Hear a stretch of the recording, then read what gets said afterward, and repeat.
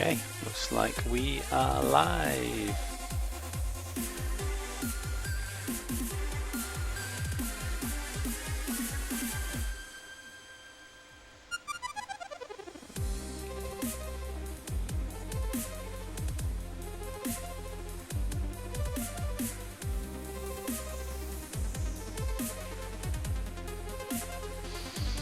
Right then, back on with Battle for Troll Bridge.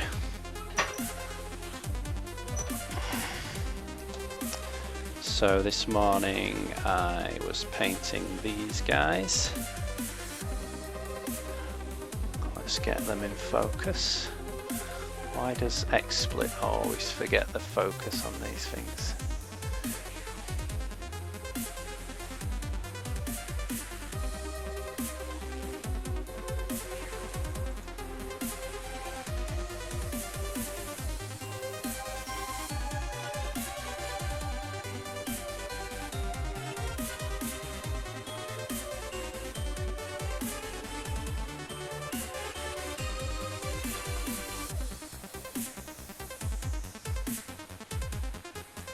Should do.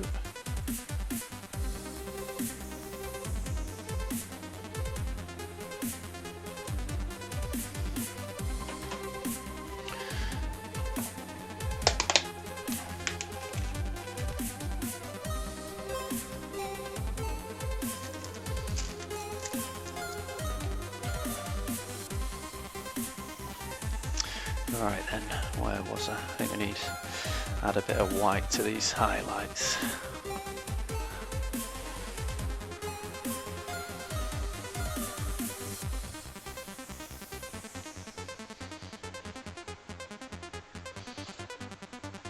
I need to get my Nightbot moderator ready.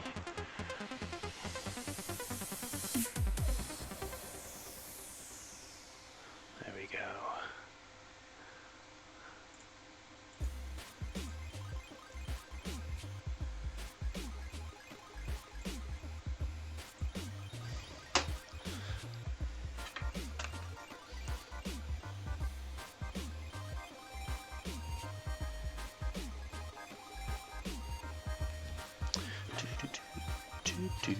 Right, brush. That'll do for behind my ear.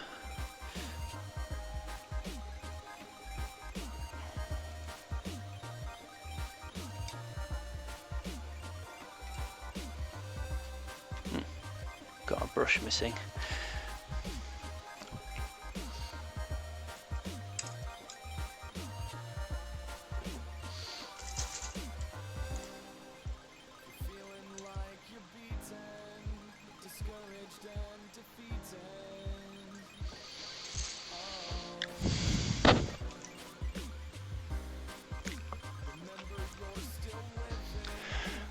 Painter, how you doing, my friend? Twitch seemed to have got the jitters. My Twitch or everybody else's?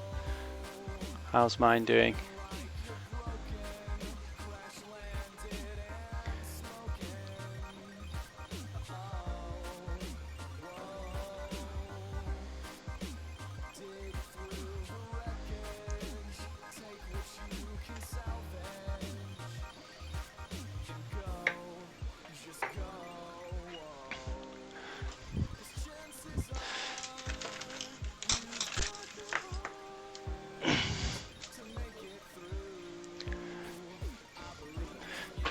Chat is not working, but as I am so damn pro, I got it working for myself. Oh, you mean in your stream? So have you been broadcasting today? I've been out to a dinner party, so I didn't get a chance to check if you were online today.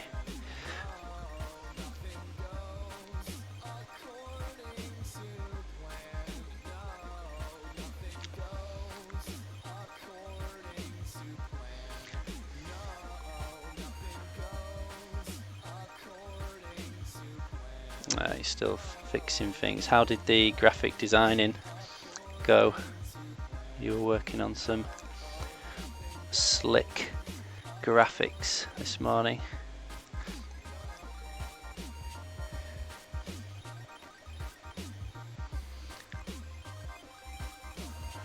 probability going to start? Well, probably going to start tomorrow. I was racking my brain for a second, then trying to figure out what probability was.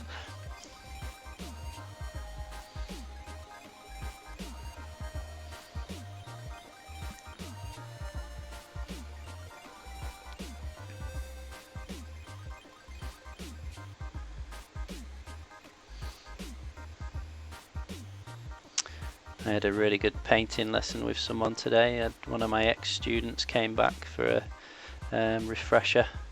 It went really well. I had a nice time. I think he said he was going to pop into Twitch today if he gets a chance to say hi.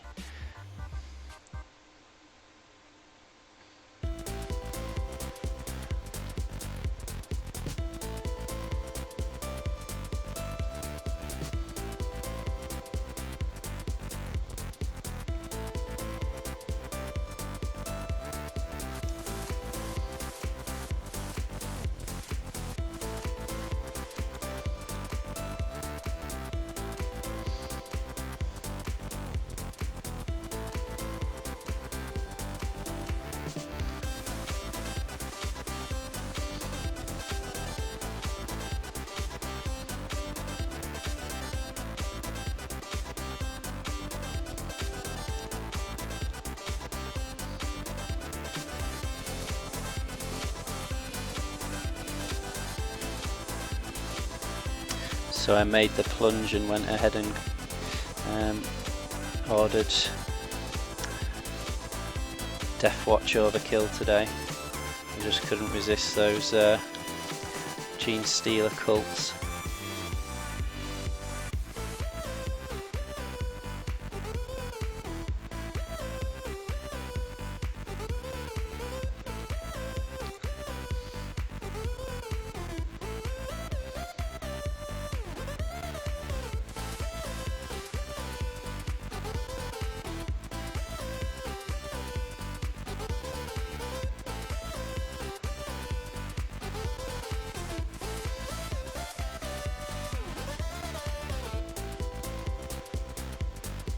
I was just saying I went ahead and ordered the Death Watch Overkill. I couldn't resist the Gene Stealer cult. I've always wanted one. So I need to sell a load of miniatures now to justify that.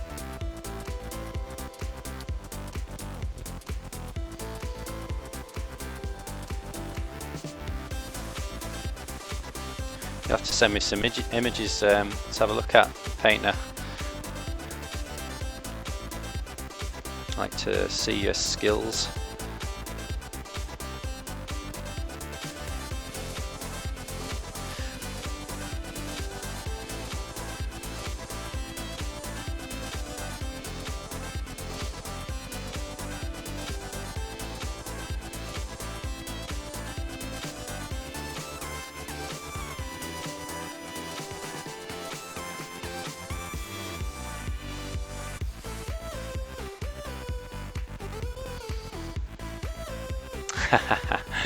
Okay, if you're gonna tease like that, okay.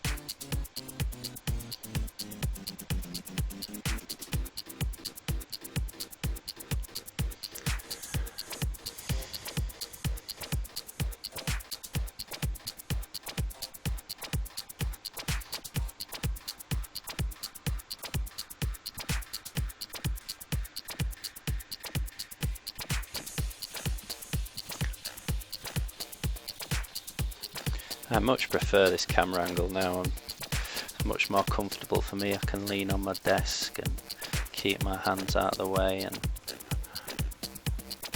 I think it gives the viewers a much better view of the model as well. Glad I did it.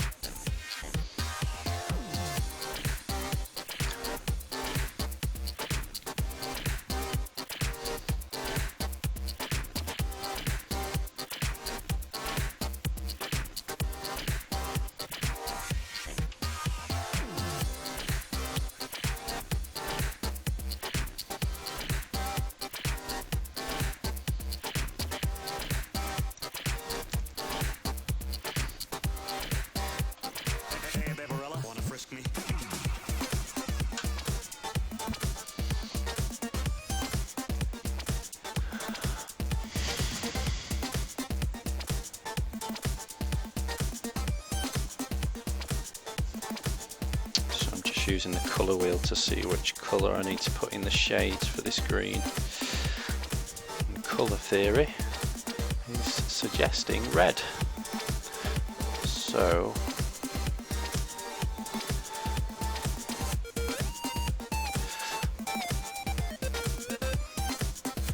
might add a bit of good old Hull red, Dendra's favourite.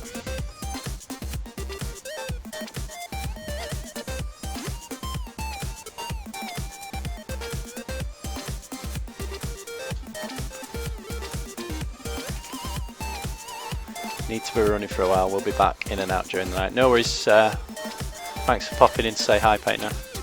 And I'll catch you later, I guess.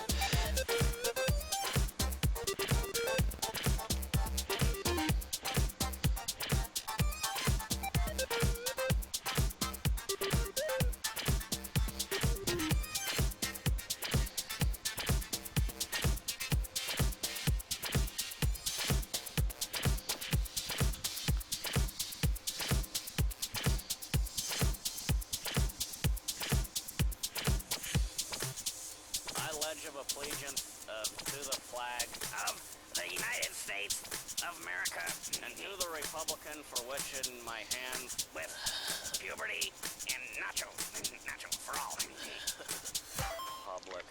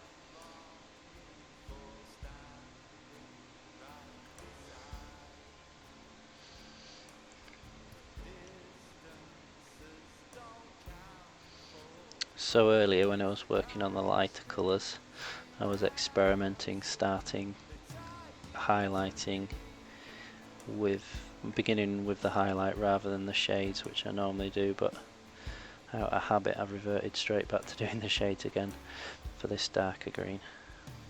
It's just something I've always done, but I do appreciate that you should really do your highlights first. It's easier to darken a light than it is to lighten something dark, but it's just a habit I've always had. doing the shades first.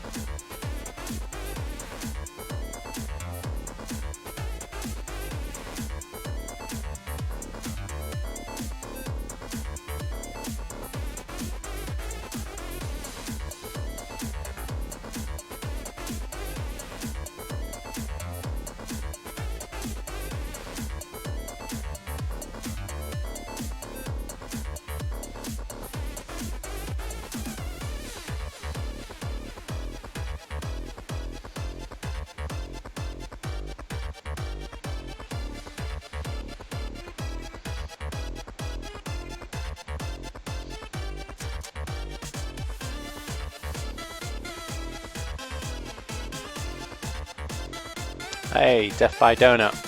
What is that Widowmaker in the top left on the screen for, and who painted it? That is the colour scheme that I'm trying to follow, and it's by a painter called Cyril Abati, one of my favourite painters. I did a long time ago emulate his painting of that model, and so I went to get a picture of my own model off Cool Mini or not, but every time I click on the link it goes to someone else's picture, so I don't know if my picture's gone missing or not. I could go in my loft and get my Widowmaker out, I suppose, but Cyril Abati did a much better job than I did, so I've got that up on the screen to help me. Yeah, it's a great model, isn't it? Well, it's a great sculpt and a great paint job. He's completely vanished off the face of the planet, though, was Cyril Abati. He was my favourite painter, and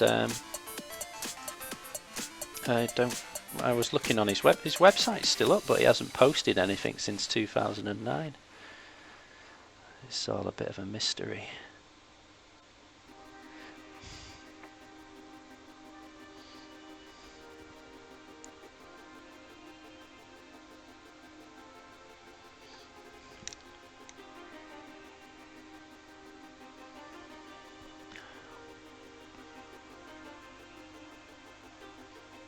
Yeah, there's some great. I mean, I've lost touch with War Machine a little bit. I used to play it pretty much exclusively. It's all I ever played, but I haven't played it in years now. One of my favourite sculpts was the ones that Kev White did for them. The Rulik dwarfs with the shields. I thought they were great little models.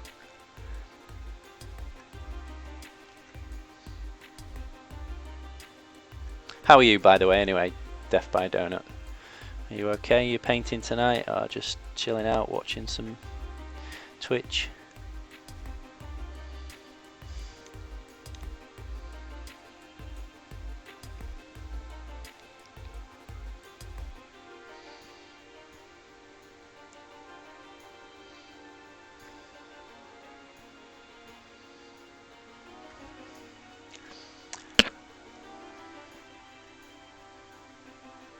Yeah, I played a bit of Hordes as well. Trollbloods were my army. Yeah, I think I stopped playing just before the Colossals. I don't actually remember ever facing one, so I think they must have come out after I stopped playing.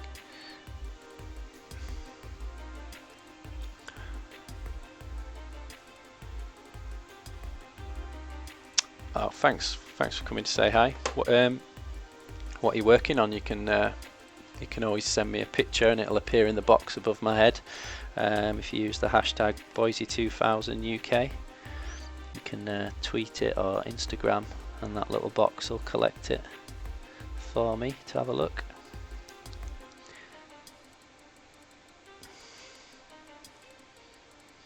I ordered myself the Deathwatch Overkill today. I've always wanted a Gene Steeler cult. I just couldn't resist. I've always wanted one since a little kid. So I'm looking forward to getting them and painting them up. I started with Signar, moved to Crix, and then switched to Retribution. You were quite into the game then. Painting some ninjas. Cool. That's something you don't get to see very often. Is that for a game or just for painting?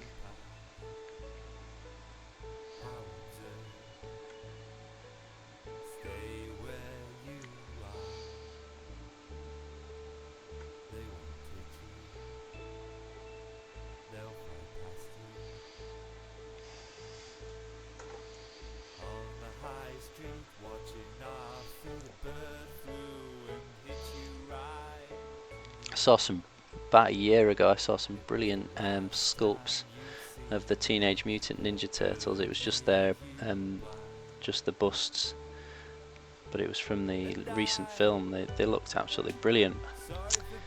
and I can't remember if I couldn't afford them at the time, or maybe I missed, maybe it was a limited run and I missed them. I can't exactly remember why I didn't get them.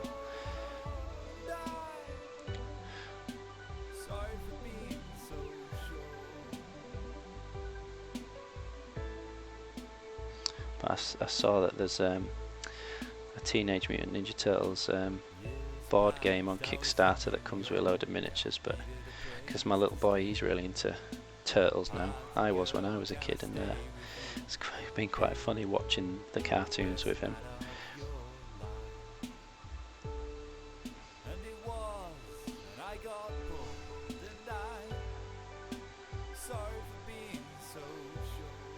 Whitman's alive. How are you doing? The ninja models I'm painting are from the board game Ninja All Stars. I saw that. I had to shut my eyes and not look at it because I knew that, because I really like Soda Pop. I've got Super Dungeon Explorer, and I had Relic Knights for a while, but I couldn't find anyone to play, so I got rid of it.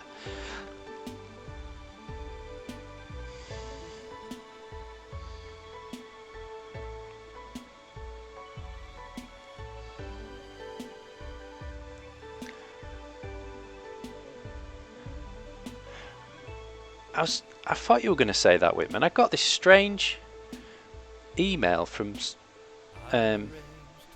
saying you'd booked an appointment with me, and I didn't know what it was about. I'd never seen anything like that before.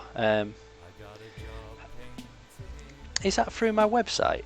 I've normally it just sends me an email saying, you know, someone sent you a message and I get to reply to them, but this, I got sent like saying you'd booked an appointment with me, and it just seemed really strange, so I kind of ignored it because I wasn't sure what was going on, to be honest. So apologies for that if that was a genuine attempt to get hold of me.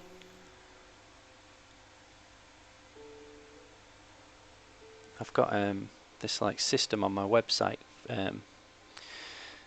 because I was told that you shouldn't really put your emails on websites because spammers and bots get hold of them and you get inundated with spam. So I just put this like automated system for getting hold of me, but it's never sent anything like that before.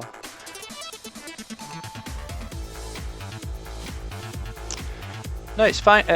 I'm just a bit worried now, Whitman, that they're not getting through to me, and you know how many other people have tried to get hold of me and it hasn't got through, so apologies. But was it the form on my website that you tried to use? Because I need to check that out then if it's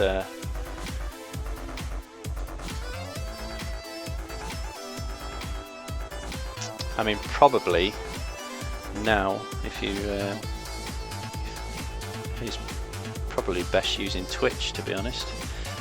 Send me a message through that, and I'll send a message to myself through my website just to check that it's working okay.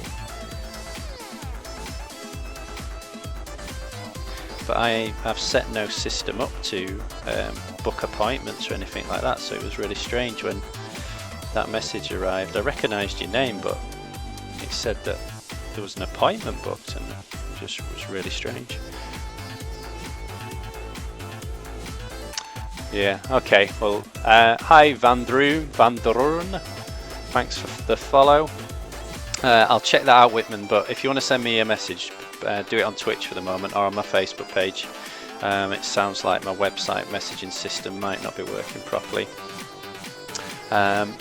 While I've got a new follower, I will just put the giveaway. So tomorrow I'm drawing this, so I'm giving away this model. It's a limited edition boiler for the game Guild Ball, just to say thank you for the warm welcome I've had on Twitch and all the help I've had to get started. So yeah, that's been a random follower. We'll get that tomorrow. I'm going to draw it at random. So that guy who just followed me, you're now yeah, Van Doorn, you're now within a chance of winning that. So thanks for the follow. Back to painting. So I'm just working on the shadows of this dark green. randomly I've been putting a bit of red into the green to darken it, and according to colour theory that should work, and it does seem to be working, so I'll continue doing that. If I could find my dark green, where's it? I'm going mad. Where's it gone? Oh, there it is. So this is quite a dark green already, but I've been adding some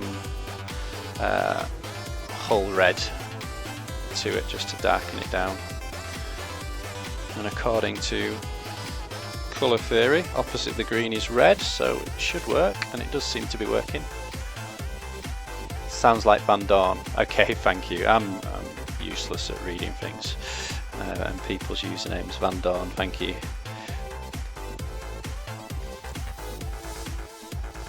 Well, if you win tomorrow, I'll try and remember how to pronounce it. Van Dorn. Although I'm quite amazed, I think in the shot, I think I've only been on Twitch about 2 weeks, and I've got, well, last time I looked, it was 106 followers, so I'm quite chuffed about that. So, unfortunately, Van Dorn, the odds are, I guess, are stacked against, well, the over 100 to 1, but somebody has to win.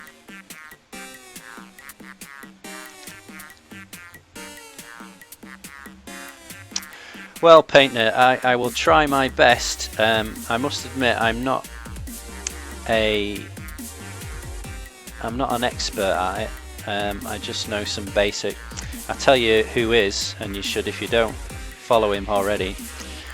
There's a guy called Hysteria Yard. He paints on Twitch, and he's an excellent painter, and he puts the craziest colours on his model in the shades and in the highlights, and it works an absolute treat.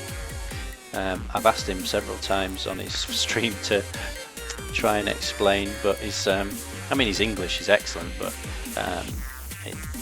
I don't think it quite translated, him trying to explain it.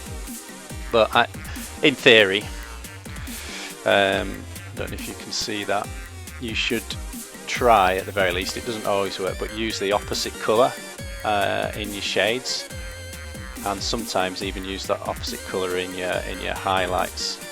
So if we were painting purple, for example, it suggests that you should try yellow in the highlights, or if you're painting yellow, you should try purple in the shadows. Yeah, well, I'll link him. Bear with me.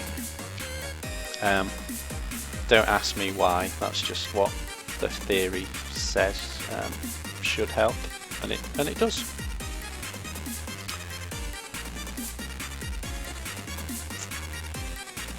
Bear with me while I send you a link to Hysteria Yard.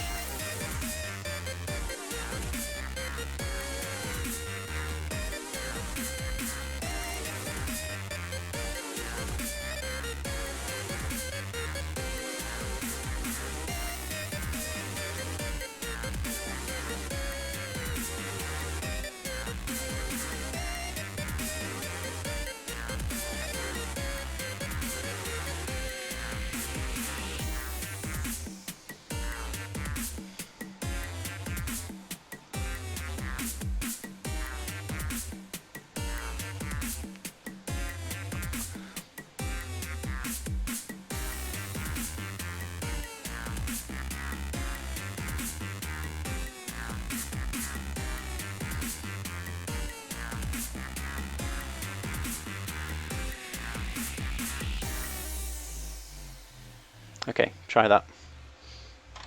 Yeah, he's a great painter. A crazy genius.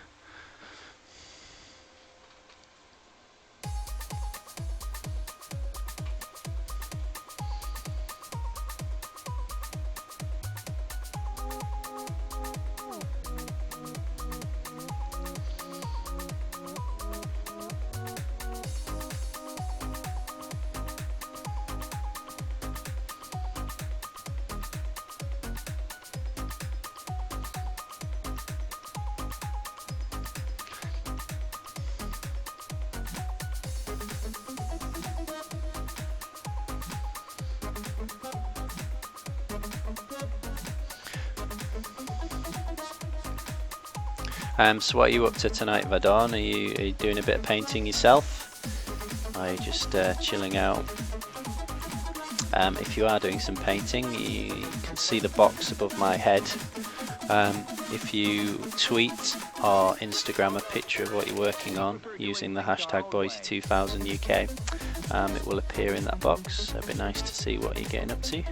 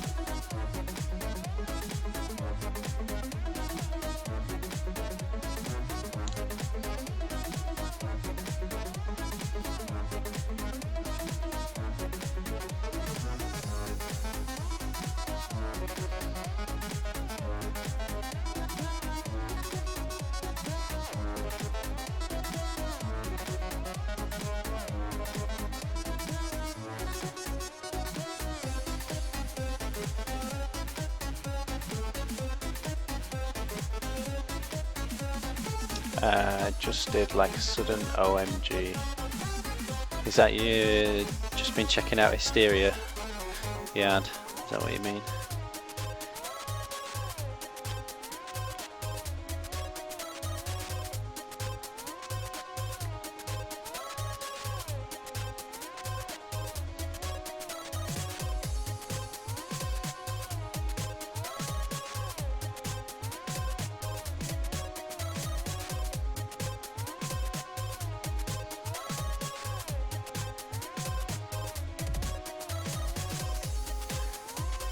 Gate Mice, good evening. Thank you for the host. How are you? How was Games Club today? Good, I hope. Yeah, he does priming green, doesn't he, Painter? It's bizarre, but it works a treat. I asked him to explain why, and in fact I asked him twice, and he did go out of his way to really try and explain it in deep detail. I just didn't understand any of it.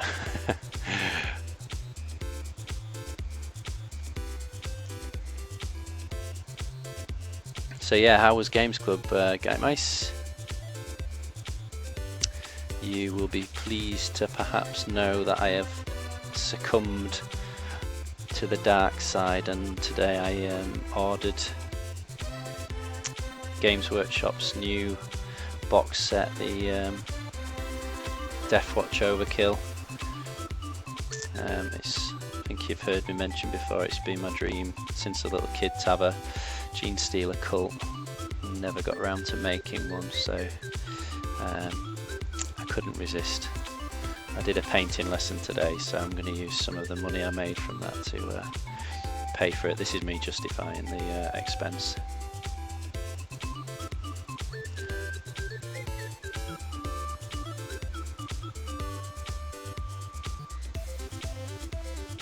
On eBay actually, I had a good search around, couldn't find anyone cheaper. No, not my local Games Workshop, I'm afraid. I wish I could have supported my local Games Workshop, but it's far too expensive from them, I'm afraid. I'm sorry.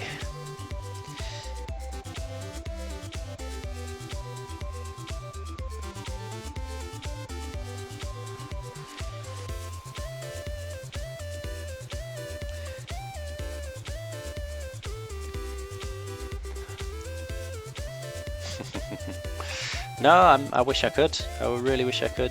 I think you should support bricks and mortar shops. But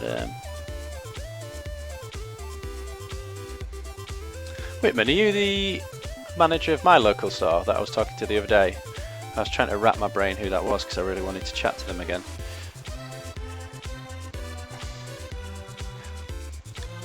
Because if you are, I'm even more embarrassed for not coming round to buy it from you, but I'll be honest, I couldn't afford the price, in-store price, I'm afraid. Ah, that's embarrassing. You've caught me red-handed not buying it from you. I'm sorry. What is that all about? How come other shops can sell it so cheap compared to Games Workshop? It seems crazy.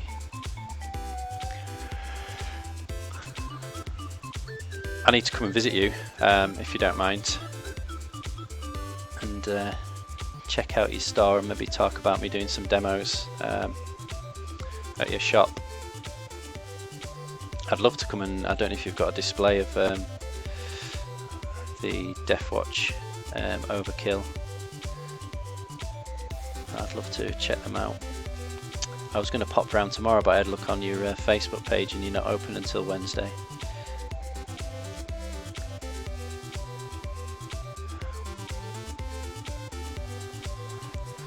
$300 miles away, goodness me.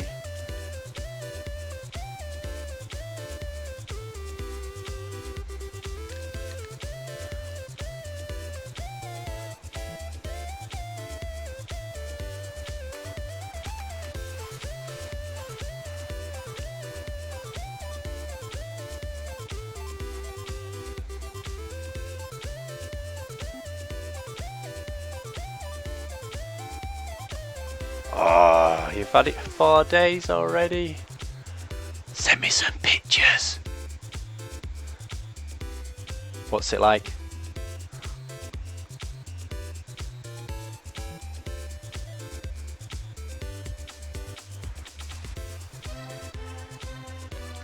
Yeah, that would be great. Paint, no, I don't know what the restrictions are on actual Games Workshop stores. I mean, how do Games Workshop view it? Are you are they seen as more of a hobby store to get people into the hobby, and as long as they're buying it from somewhere, does it matter how much a Games Workshop performs? Or this is me trying to feel better about not coming to buy it from you, Whitman.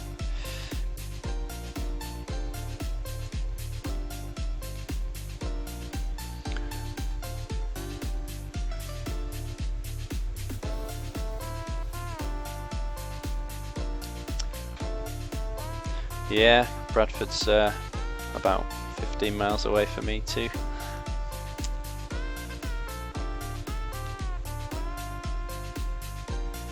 Oh, I'm having a major guilt trip now.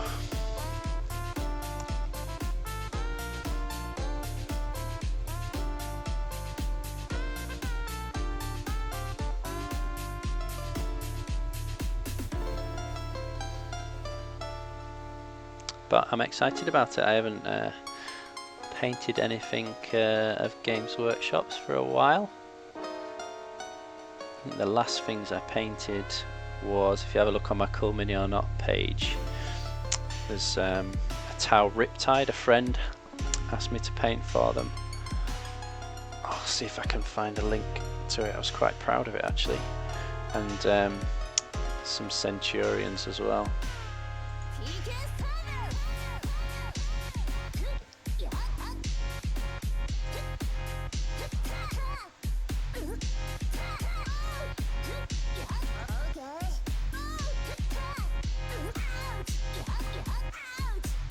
There's my Centurions.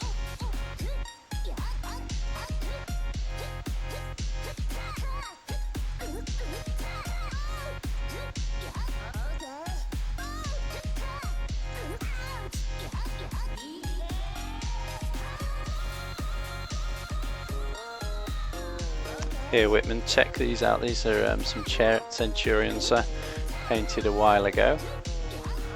And let me see if I can find my Tau Riptide. So these are the last Games Workshop things I painted, I think. Oh, there's my Nurgle Lord. I'm really proud of that guy.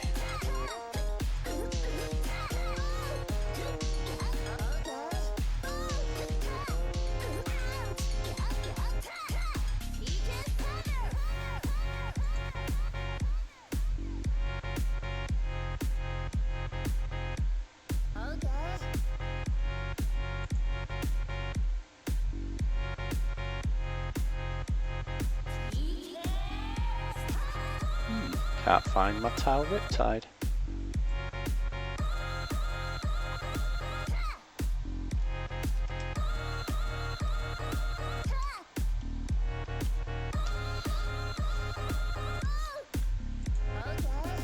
There it is.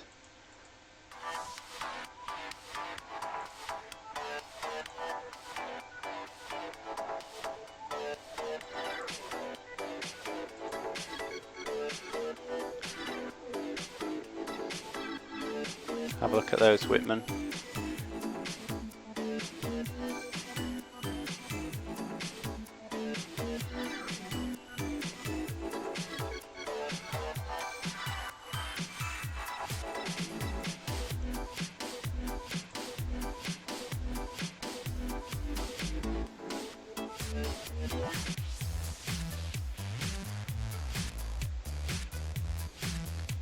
Customer Farsight yesterday.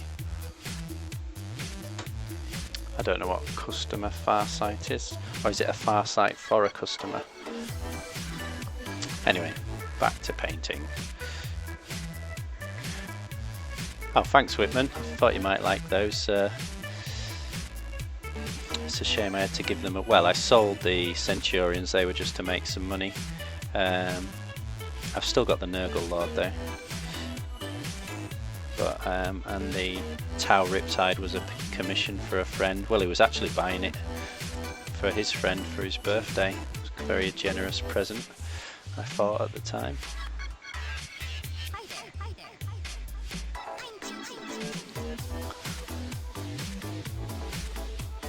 Oh, custom. Sorry.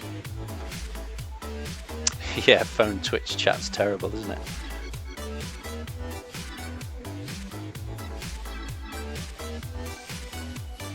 Let's message each other again then, Whitman, and arrange for me to pop in and see you at the shop.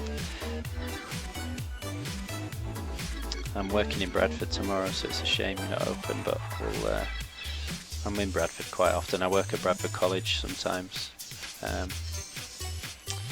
I'm sure we can arrange something.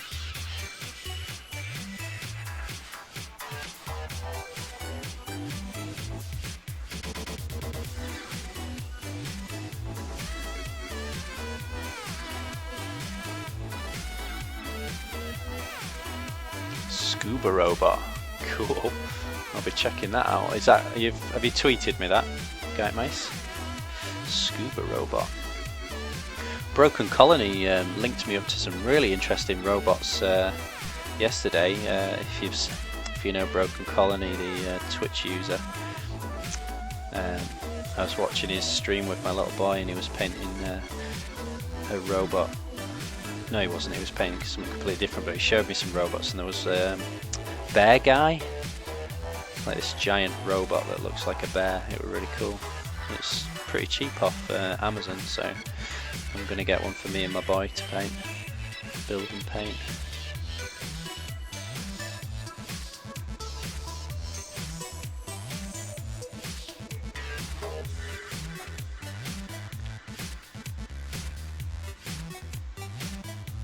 Oh, have I missed it? Right, I'll keep my eye out.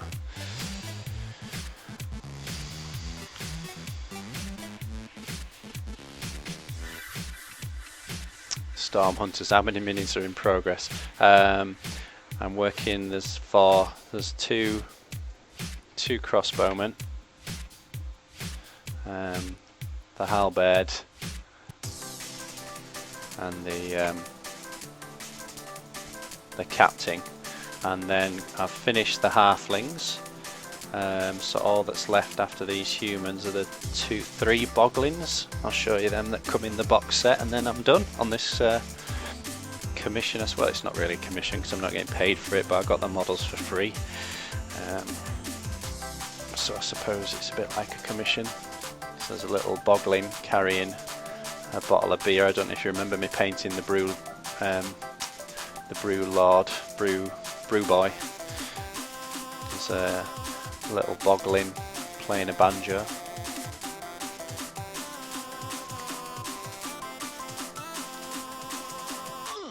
Sorry, I'm trying to watch out for Gate Mice's model appearing on the screen. And here's a little boglin just with a club, I think. So that's all that's left to paint after I've painted the humans, and I'm done with this one. Yeah, they are pretty cute. They're quite funny in the game because the larger orcs can throw them around. Okay, I think we will move on to the highlights for this darker green now.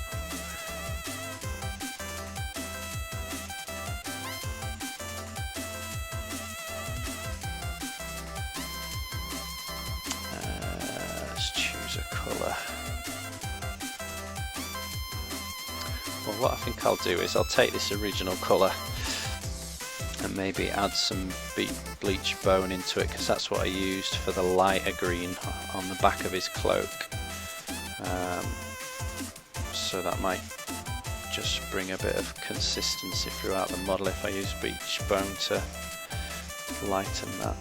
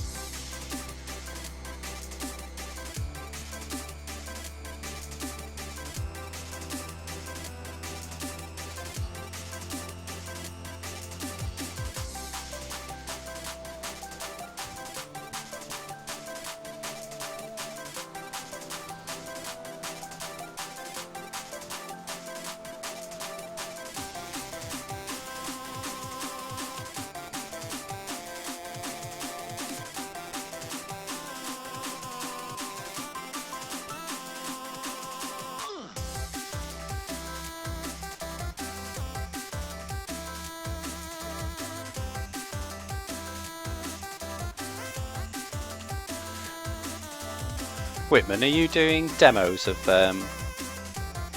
Deathwatch Overkill?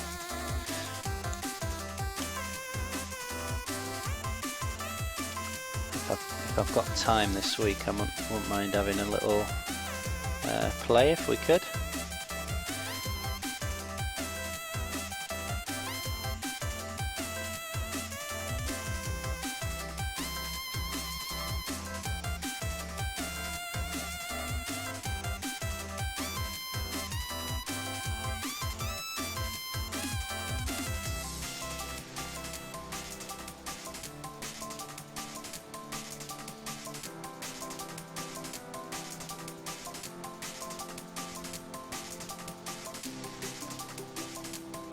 Oh, brilliant. Do I need to book that in, or what do you reckon?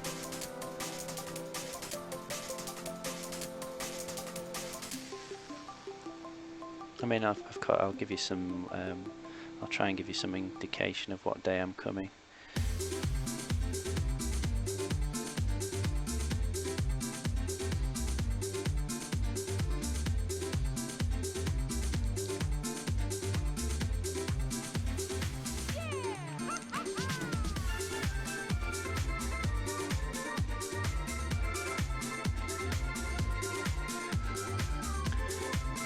Just turn up. Okay, well, I'll send you a message just to try and give you some idea of when I'll be there though.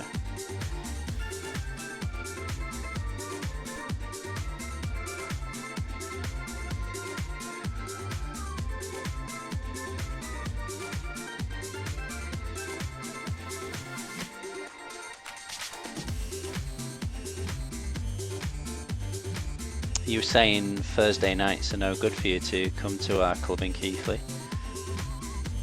Is that your veterans night, I think you were saying?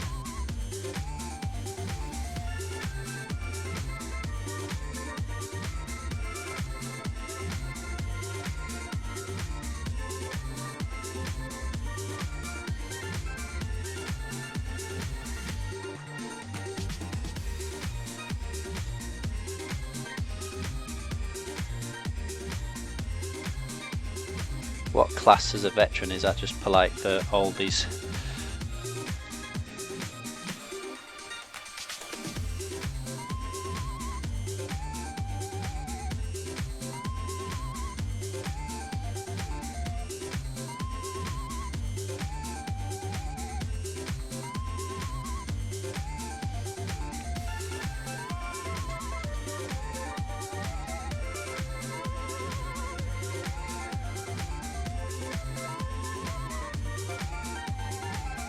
Oh, it'd be great if you can make time for it. Join the Facebook page if you haven't done already. Keighley Tabletop Combat, I think it's called. Just make sure you leave a message. Let you come in, maybe we can play some Deathwatch Overkill. Once I've got my models painted up, perhaps. Or I'm not the fastest painter in the world though, I'm afraid.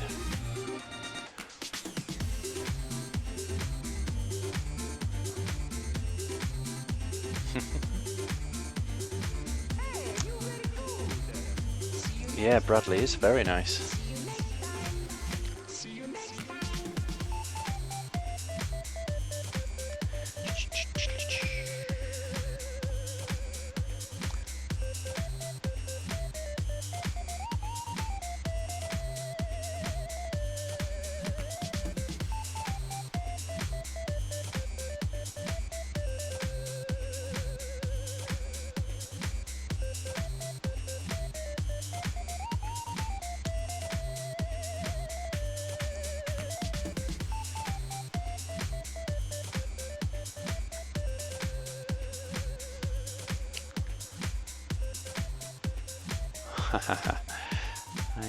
I do actually. I'm not kidding or fishing for compliments. Actually, I do consider myself to be a very slow painter. I think that's why I'm a bit more suited to skirmish games rather than large army games. I think all the multiple layers and blending does take a very long time, and it's why I don't really do commissions very often, because it takes me so long. It's money wise it's not really worth doing. I just tend to do it for friends.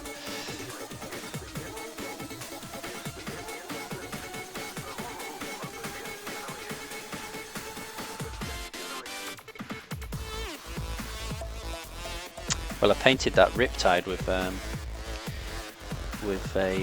my airbrush mostly, probably 90%. Hopefully the guy who commissioned me to do it isn't watching, because it didn't actually take me that long.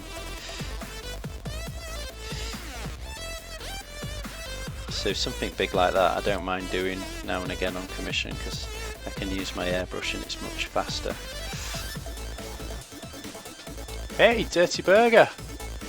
I feel very privileged you have joined me. Everyone, Dirty Burger is a seriously good painter. Thank you for popping into my stream and saying hi. If you're not following Dirty Burger already, check him out. He is a non-metallic metal genius.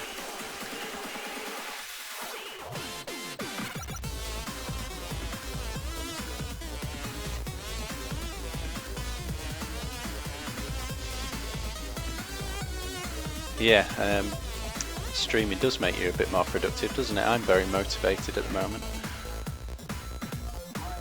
I was watching you the other day painting that sorcerer, very good.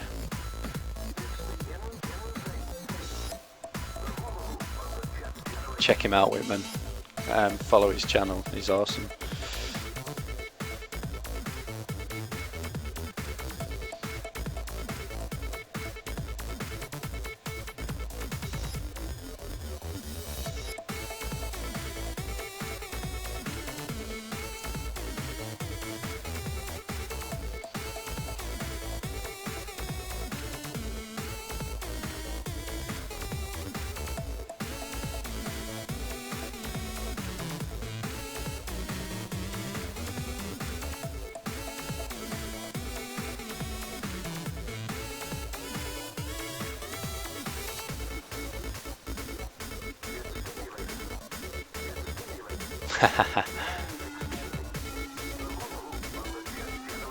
You're very welcome, Dirty Burger.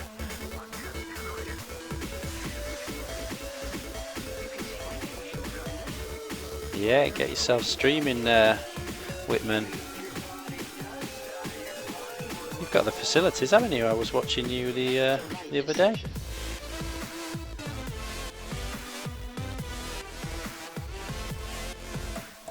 I was telling some friends the other day how random it was, just watching Twitch and got chatting to Whitman is Alive, and he was just saying, "Oh, I'm painting these models for my store," and I was like, "Oh, you work in a game shop?" It's like, "Yeah, Games Workshop." I was like, "Oh, which one?" Bradford, which is literally down the road from me. Everyone, anywhere in the world that I could be watching someone painting on Twitch, and it was down the road. Unbelievable.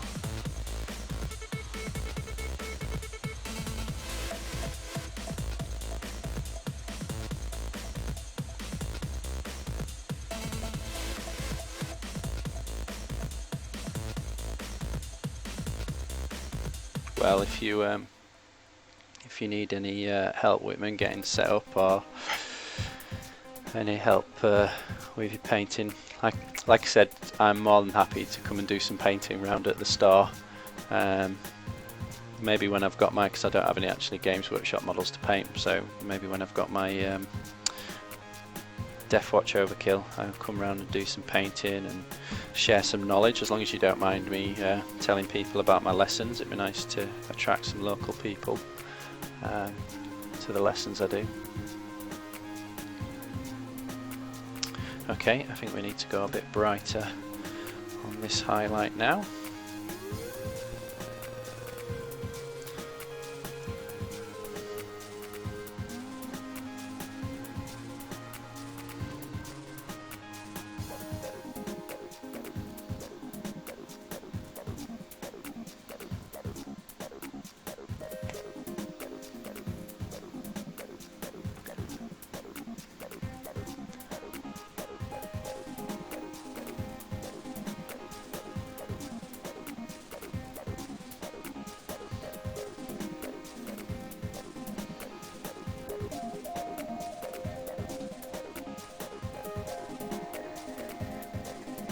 Okay, I've jumped too far with that highlight, so here's a lesson. What's happened there is I've lightened that colour too much, and it's going to be hard to blend that, so I need to go back in with some of the original colour. So what I tend to do, or when I'm teaching people, is I make them place the new colour next to the previous layer and judge whether they're jumping too far in colour, because that can cause problems blending, and that's exactly what I did just then.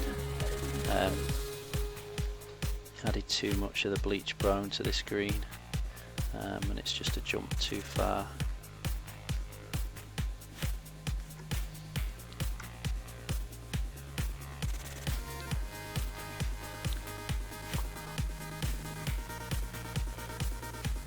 Yeah, they are, aren't they? I mean, for me personally, I'm going crazy about Deathwatch Overkill, is because ever since a little kid I've always wanted, have I mentioned this before? I've wanted a Genestealer cult army. I was just lusting after them as a kid.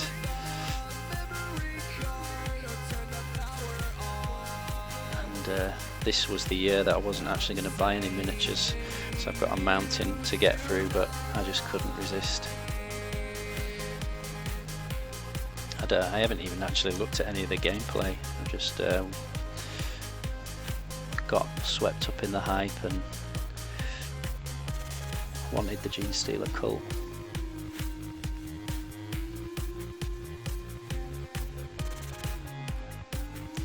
So I'm going to have to sell a load of miniatures now to justify buying them.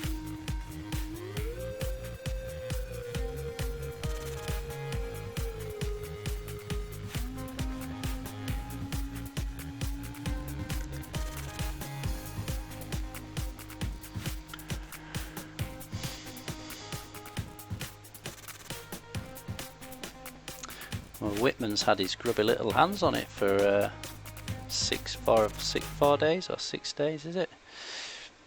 So I guess he knows more than any of us.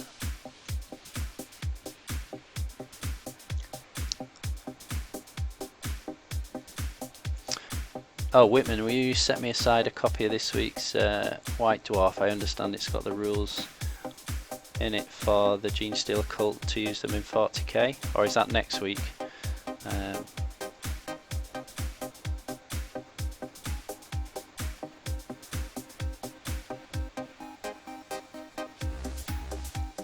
I was quite shocked today when I discovered White Dwarf is out weekly now. That's how behind the times I am.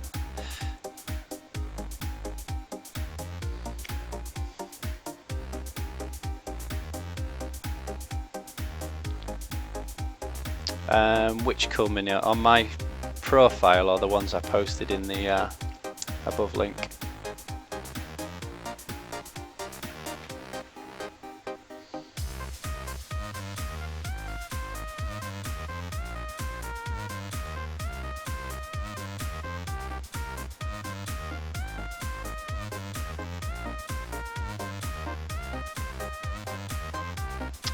It should be working, but maybe not. I'll have a look at that later, but I'll send you a fresh link now.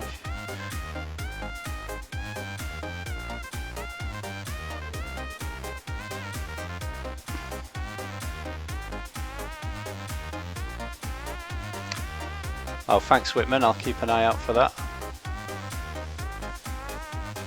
Don't think I've still haven't seen Gate Mice's pop up yet though. I've been too busy painting. Yeah, that's 7 days old, that one that he's posted. It's alright, Dirty Burger, there's some stuff in there I'm proud of, but it's not really up to your standards, I don't think, or not quite anyway.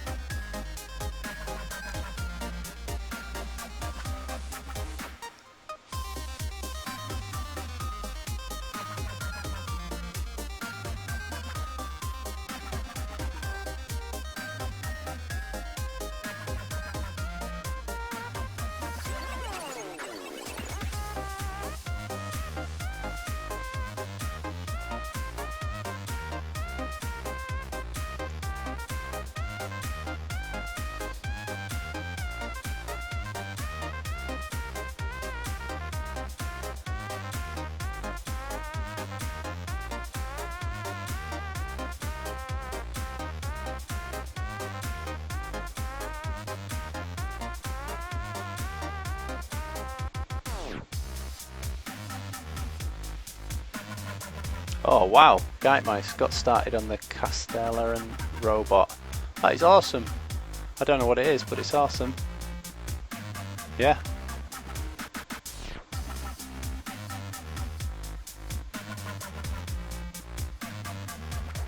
Oh, there's the ninjas. I love the glowing eyes on those ninjas, they're awesome. Death by Donuts. Very nice. I like the guy with the wicker hat on at the back as well.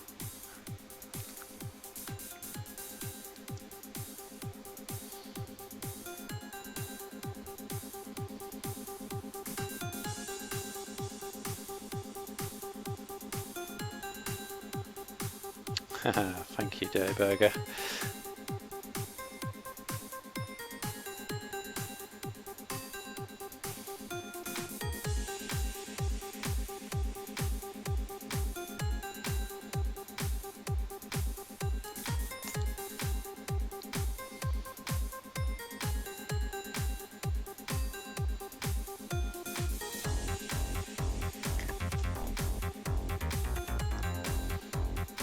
I really should change this colour. I think I've still jumped too far on it, but I'm too lazy to go back and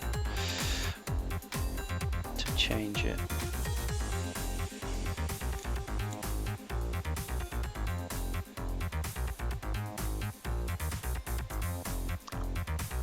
Cocked up there.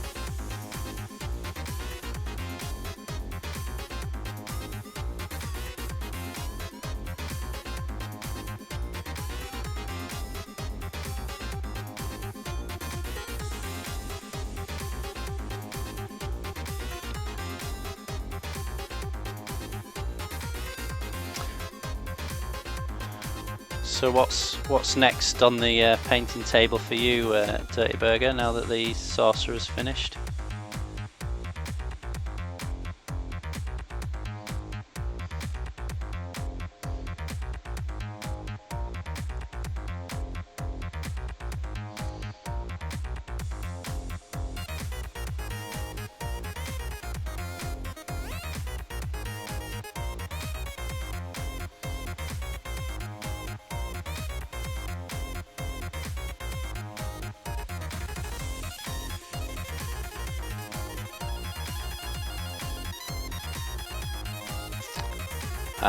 If you're wondering where this music is from, his link's just been popped up by Nightbot there. It's a guy called Benjamin Briggs.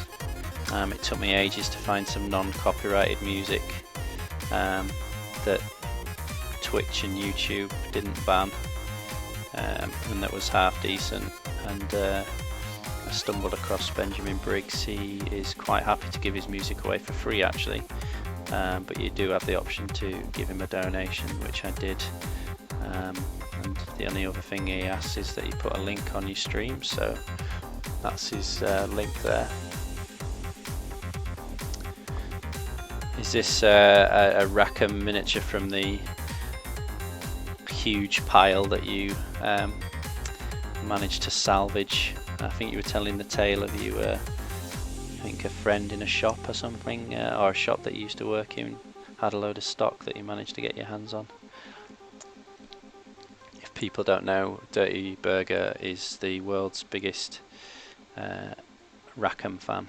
I thought it was me, but then I watched Dirty Burger's stream, and I think he now has won the title of being the world's biggest Rackham fan.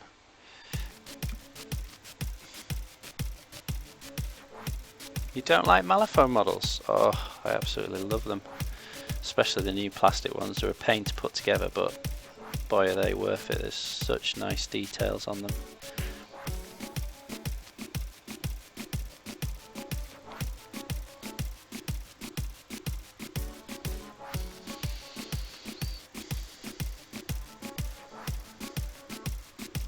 Everything I say is true.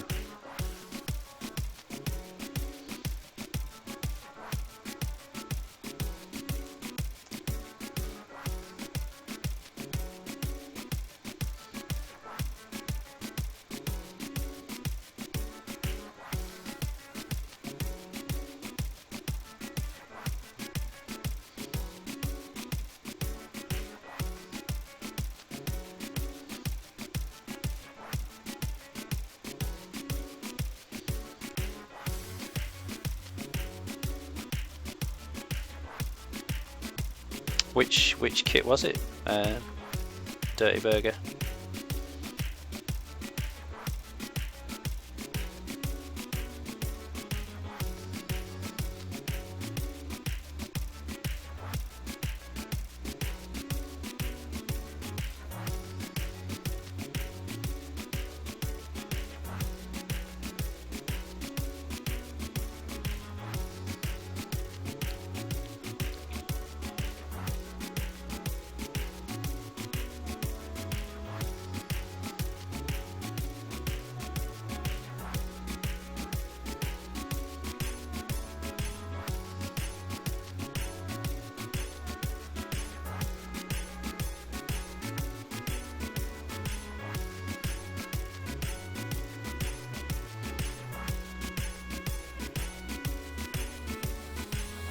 There's a new crew coming out for Malifaux called the Carnival, the Dark Carnival.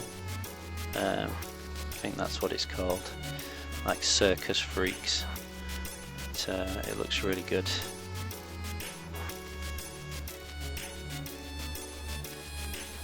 I think there's a few knocking around already because they released some at Gen Con, I think.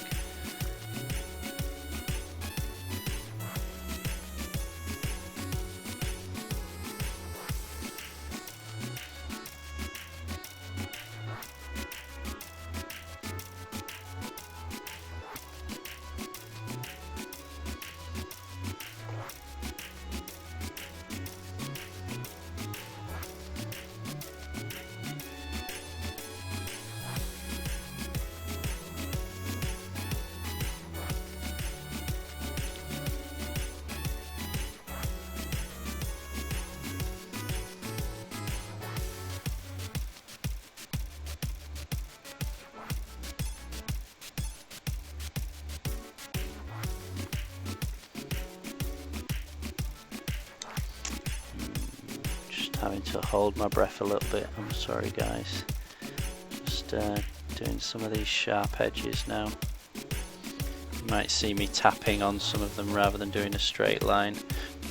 Sometimes on sharp edges on clothing I like to do a frayed, damaged edge. Just, I don't know, just to represent these guys. Been through the mills, they've been in a lot of fights. They're going to get scratched up.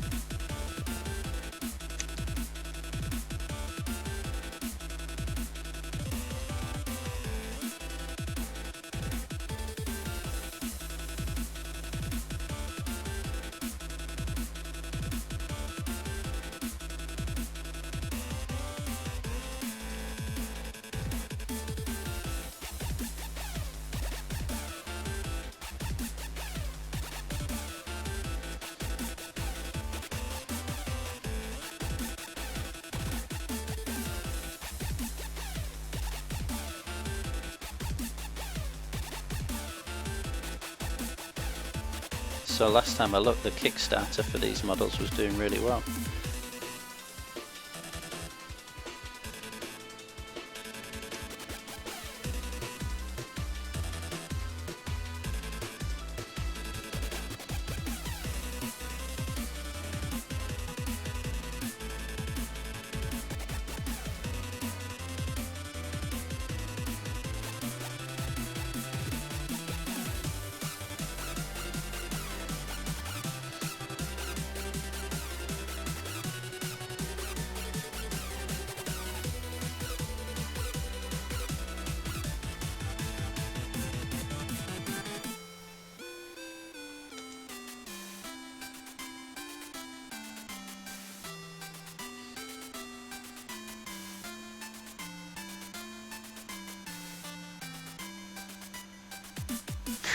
You look like a friendly fisherman with a lot of experience on the seas.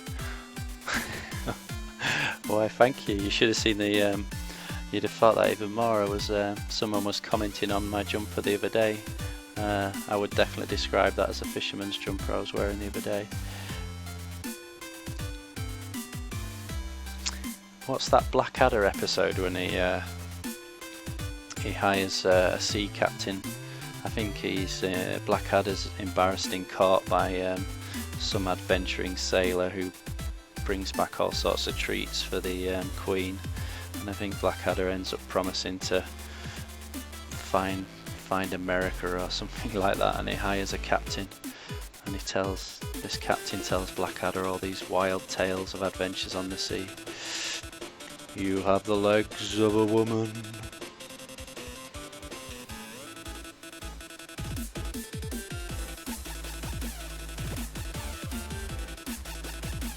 I keep forgetting to adjust this camera. Ever since I've changed my camera to looking down at the model from above, it's allowed me to lean in much closer without getting my hands in the way of the miniature, but I keep forgetting that it means I'm leaning much closer into the face cam.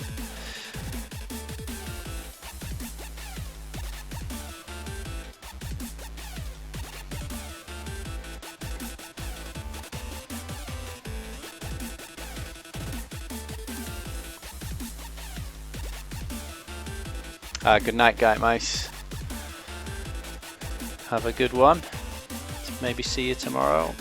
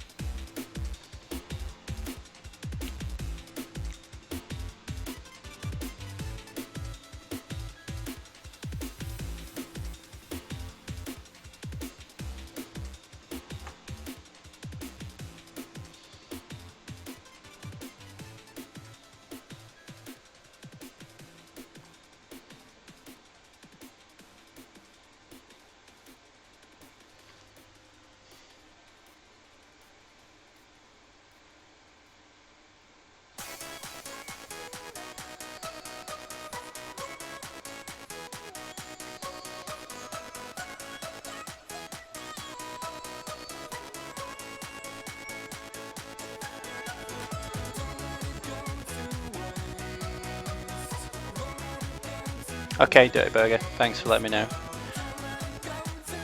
I keep forgetting to do that.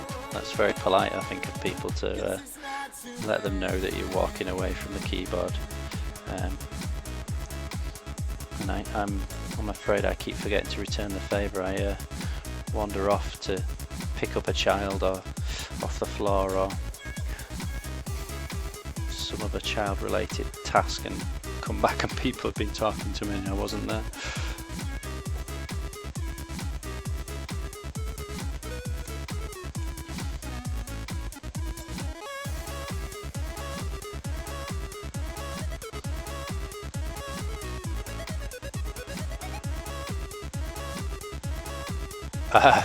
Thank you, Death by Donut. That's really kind of you.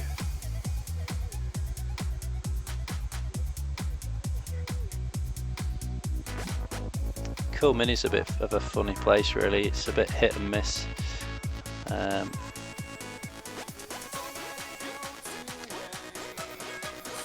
I live in hope of getting an invite to join Putty and Paint, but I'm not holding my breath.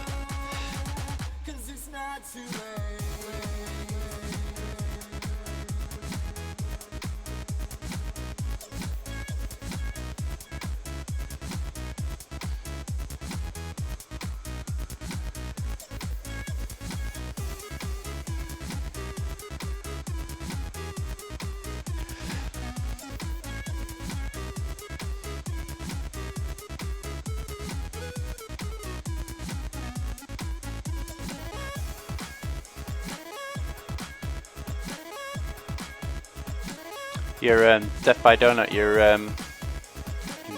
ninjas appeared on screen. They look really cool. I really like the glowing eye effect. Your piece is so good. I can't imagine you wouldn't be invited. I must admit I don't know how the process works, to be honest. I'm not sure I'm consistent enough, to be honest. Not to sound big-headed, I know I can do some good paint jobs, but certainly lots are not very good as well, so although I guess you don't have to submit everything to put your paint, I guess you can be selective.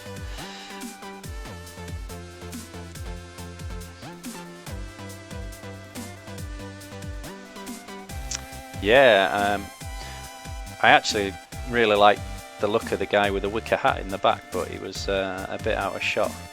He reminded me of the guys out of Big Trouble in Little China. It's one of my favourite films.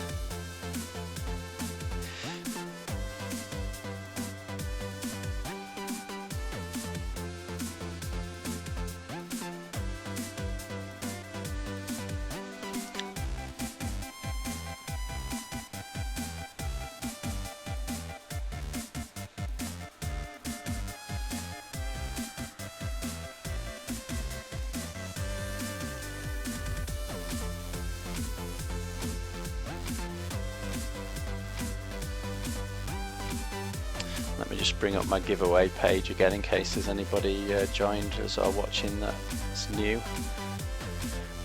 So this month, to say thank you to everyone who's welcomed me to Twitter and everyone who's been following me and keeping me company and helping out, and even all the lurkers who don't come and chat, that's fine. I'm giving away this limited edition miniature from Guild Ball. It's called the Boiler. And it's just been sort of my painting shelf for a while, collecting dust, so I thought I might as well go to a new home. I'm not playing Guild Ball anymore, so oops, excuse me. So tomorrow, actually, I'm streaming tomorrow about 8 o'clock onwards, 8 PM onwards, and I'm going to draw someone at random to win that. So make sure you're following me if you're not already.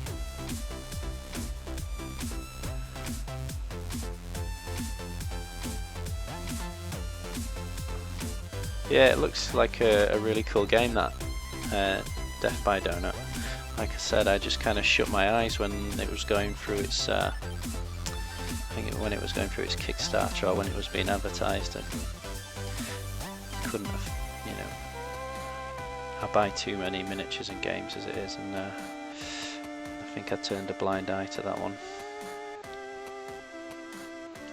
And I think I was still feeling a bit sore from buying oh god, what's it called? Oh, I've messed up there. Sorry, bear with me, I've really messed up that.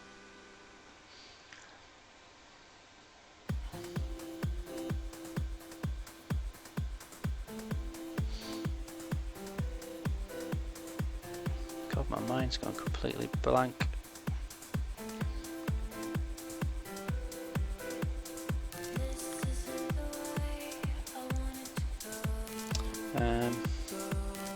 My memory's terrible. I was only talking about the game a few minutes ago.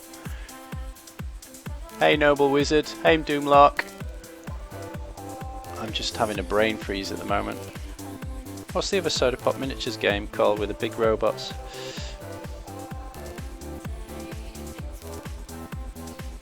I had the Black Diamond in it. Oh, I need to get my brain checked out. I'm always forgetting things.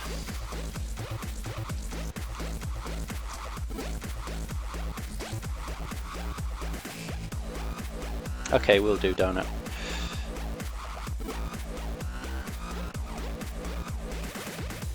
No, my mind's gone blank.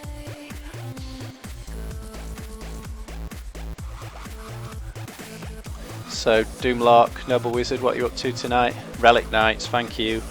I knew you'd help me out there, Donut. Are you guys painting at the moment? Be cool to see what you're up to. You can see the box above my head. If you tweet or Instagram a picture using hashtag Boyzie2000UK, it will appear in the box above my head. Keep watching it. There's some of the guys tonight who've been chatting, have been posting a few things. I was just chatting about donuts ninjas that he's posted by Soda Pop Miniatures. So yeah, I was saying I didn't get into it. I think I still felt a bit burnt from Relic Knights because I bought into that and then had no one to play against, which maybe I should have thought about before I bought the game, but I was quite lucky. I am.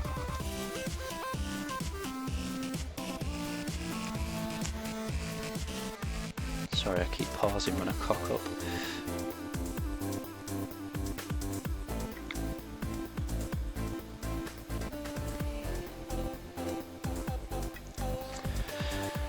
I was trying to do some scratches on his trousers there, but the paint was too thick.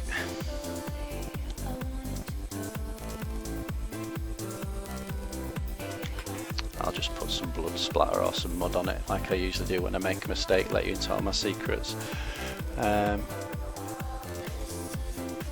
Oh, I love Infinity.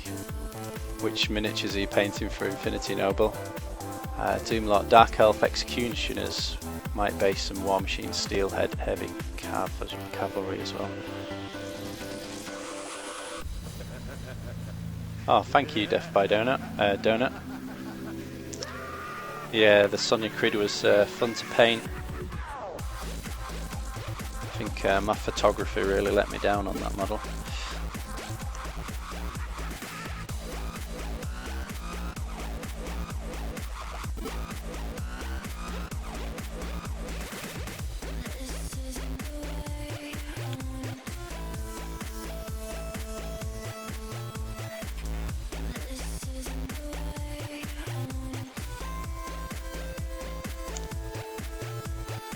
The next, who's painting the Dark Elves? Doomlock, my next model that I'm painting after I finish all these miniatures for this game, which I haven't got many more to do. I've been commissioned by a friend to do a Tree Lord for Age of Sigmar. I think that's for the Dark Elves. So you'll have to keep popping in to see when I'm working on that.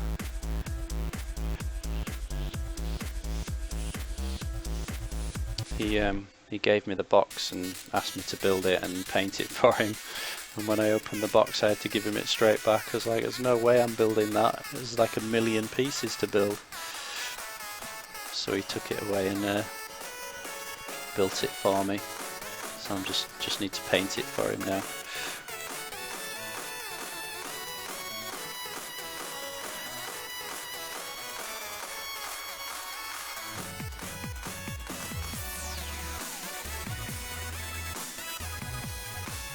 Oh, Aleph. Don't think I've ever actually played against Aleph. I think played a lot against Hacker's Lamb, and I play the Nomads. And I've played against Ariadna, but I don't think anyone in my games club have the Aleph. I haven't played it for a while either.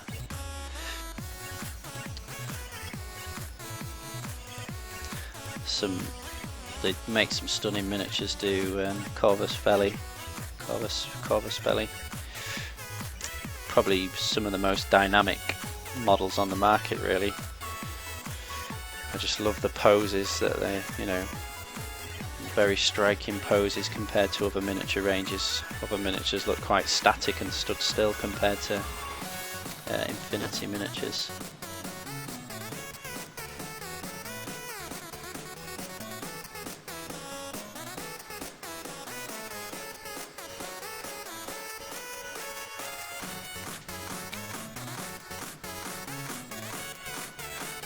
Donut. Boyzie, what is your process to paint for an area? Do you do base coat, shade, then highlight, or shade up to the highlights?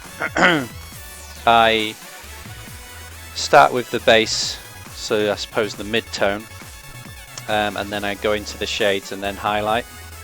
Although this morning, on the lighter areas of this cloak, so the light green colour, I actually did it in the opposite direction. I started at the mid-tone and worked into the highlights and then the shades. which in theory you should do, but I've always done it shades first. But the theory is that if you do your highlights first, it's easier to darken a highlight than it is to highlight a dark area, if you get what I mean. So you should really paint your highlights first rather than your shadows, but I've always painted my shadows first, and I think I get okay results, and it always feels strange when I don't. So it's something I do experiment with now and again, because I do understand the theory that it should be better if you do your highlights first. I do a zenithal priming, yeah. So and like in my lessons when I teach people, that's one of the first lessons I teach them is zenithal priming, because it's a no-brainer for me. It just tells you where all your highlights and your shades should go, and even helps in thinking about contrast as well. I just think it's a no-brainer. You just do it, and I mean, I've zenithal primed. So I guess this bottle's a really good example of zenithal priming. So when I'm painting this bottle, let's not pretend it's glass, because I suppose glass does behave a bit differently, but let's say it was like an earthenware bottle. I know at the top, anywhere where it's white, I need to do a really bright colour. Where it's grey, it gets darker and darker, and then underneath the bottle there, where no light can get to it, I know it needs to be a really dark colour. So I've got a pirate's hat that demonstrates it really well, if I can find it.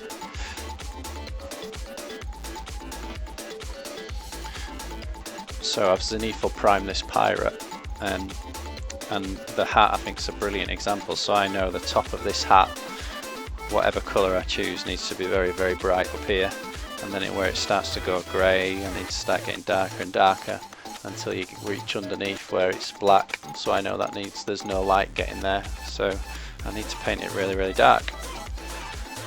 And like I say, it's really good for guys who come for lessons, because they've never really thought about where the highlights and shades could go, but I still use it. You know, it just takes the guesswork out of it, and it even, you know, it even sometimes finds shadows and highlights that I would miss. So I can't recommend it enough, really. Okay, I've missed some comments there. Wood Elves probably got some of those too. Where do you play, Boyzie? I don't mind if you don't answer. I live in Keighley, West Yorkshire, so we've got a local club, but Infinity is not very popular there. I used to go to some of the Leeds clubs. But like I say, I haven't played Infinity for a while, but used to play a lot at the Headingley club in Leeds. I've also had nearly completed some Death Corps of Krieg Engineers. Cool. Doomlock, yeah, the new Dark Elves are so static, maybe because they basically sell you two kits with legs in common. Airbrush, yay or nay?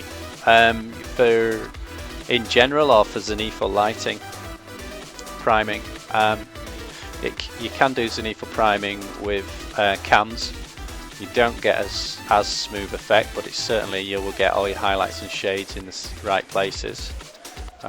So get yourself a can of black, spray it all over, grey from above from 45 degrees, and then white from directly above, and that's perfectly fine. But yeah, you will get a smoother finish with your airbrush. So I think I'm done with that green for now. Need to move on to something else.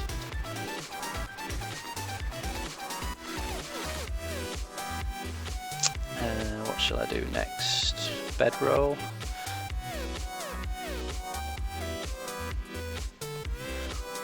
Bedroll or boots? I think I'll do the bedrolls.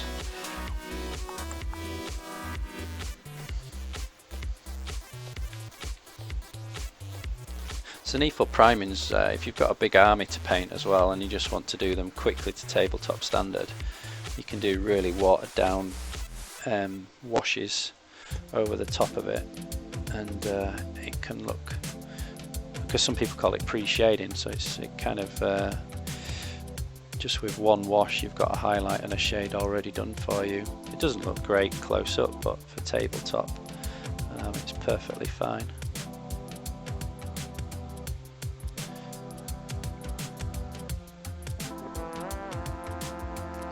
try and demonstrate it on these bed rolls. Just do a thin wash over.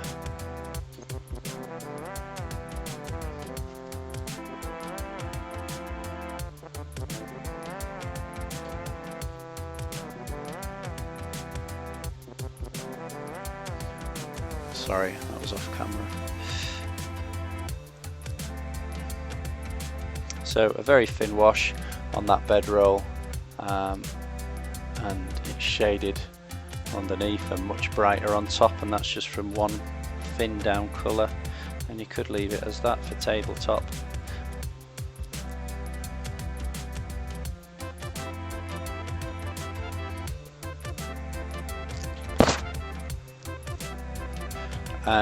For doing, is that a follow-up to the airbrush? Sorry Doomlot, there's a delay on the chat. I presume that's for doing most of the painting. I think that's a follow-up to my question about the airbrush. Yeah, I do. It depends what model it is. Some of the larger models you might have seen on my Cool Mini or Not page, or actually on my profile, the like Stripe Jester I did. It's called Jack in the Plucker.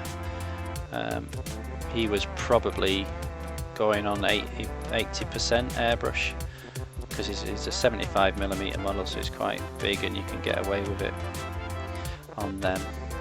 And then I tend to use the airbrush for any models that have a lot of one colour, so things like Space Marines, or I posted a link to those Space Marine Centurions. I did them in ultramarine colours, so basically it was all blue, so that was quite easy just to use the airbrush for that. Saved a lot of time. And then I use the airbrush a lot for glossing my models, because I don't know if you've watched me paint before, but one of the final stages I do is gloss varnish all my models in preparation for doing an oil wash. And oil washing is one of my favourite parts of the process now, because it really starts to bring the model to life. It separates out all the areas, because at the moment all these painted areas are just blending in to one because there's no definition between them. If you look at the sleeve on your arm where your skin meets your jumper or your shirt, there's a dark line where the light can't get in there, and we need to really exaggerate that on miniatures. So oil washes are really good at getting in those little tight spaces and into the, like for example on this bedroll, I'll use an oil wash to separate the straps away from the bedroll, and that's when the model really starts coming to life. And the reason I use a gloss is it helps the oil paint go to where I want it to go. You can push it around because it takes so long to dry, and then you can even with a bit of white spirit on your brush you can wash it away as well, so if it goes anywhere, you can be quite liberal. If it goes anywhere that you didn't want it to, you can quite easily wash it away.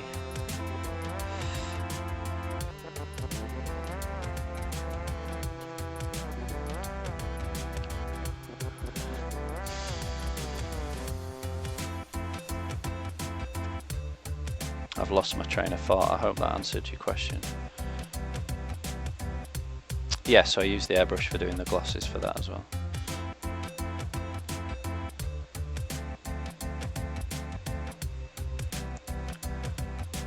I think I need to start taking more cod liver oil or something. I feel like my brain isn't working properly these past couple of weeks.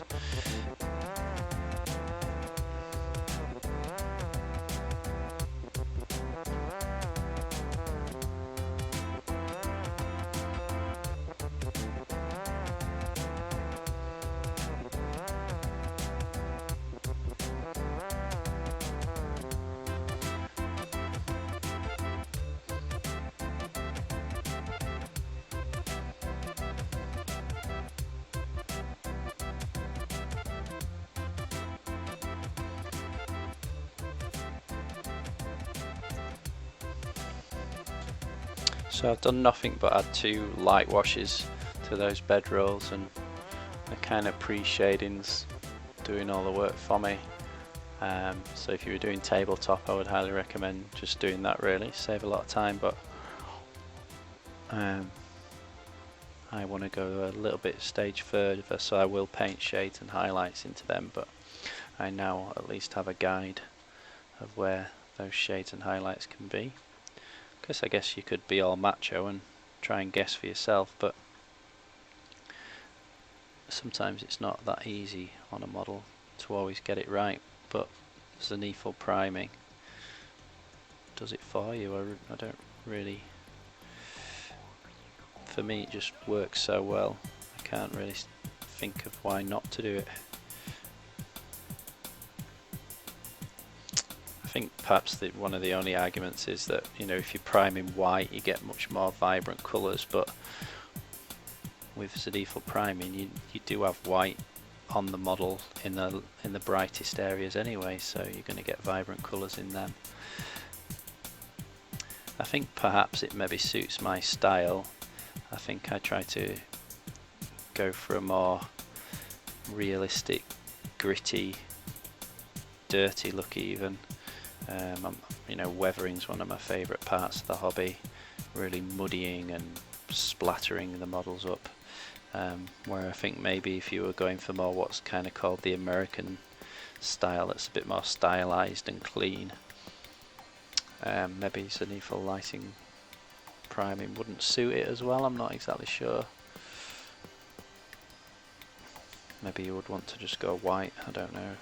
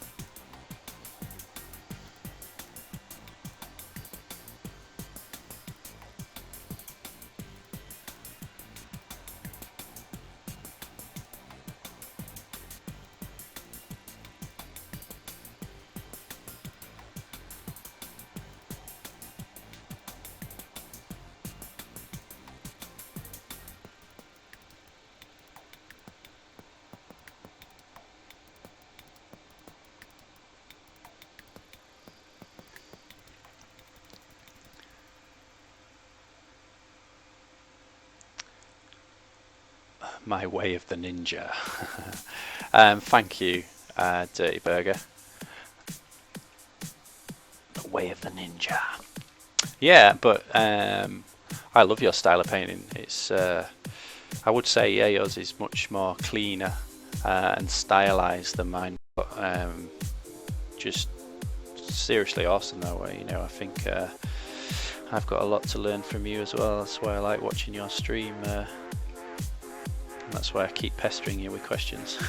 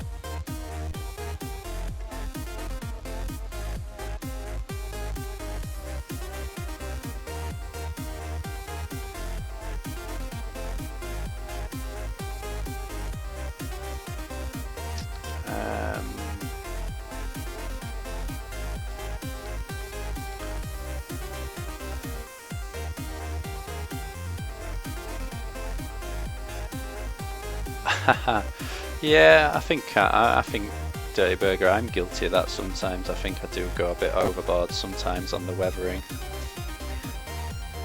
You do have to be quite subtle with it, and sometimes little is more when it comes to weathering and gritting them up. And I think I'm still learning that balance. I think there's several miniatures I've painted that I've probably gone overboard on that side.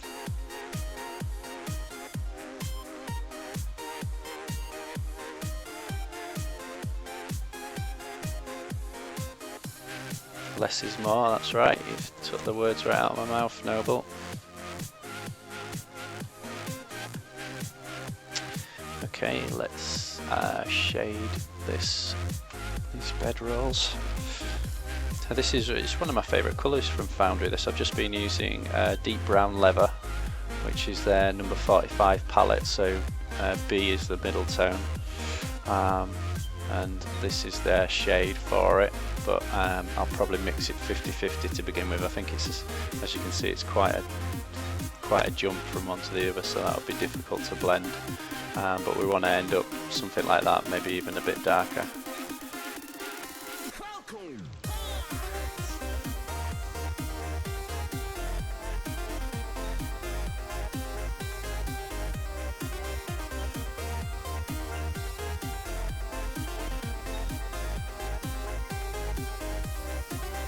You did, Dirty Burger. Let me try and add you as a regular, and then you should be able to post a link. Bear with me.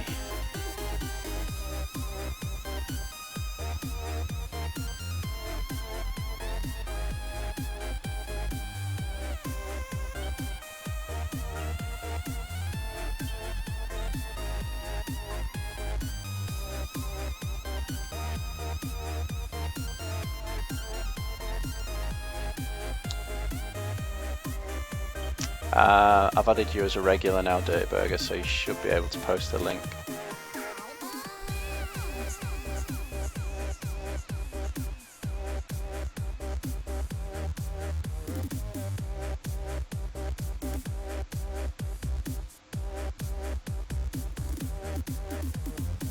Okay, Doomlock, enjoy your lunch.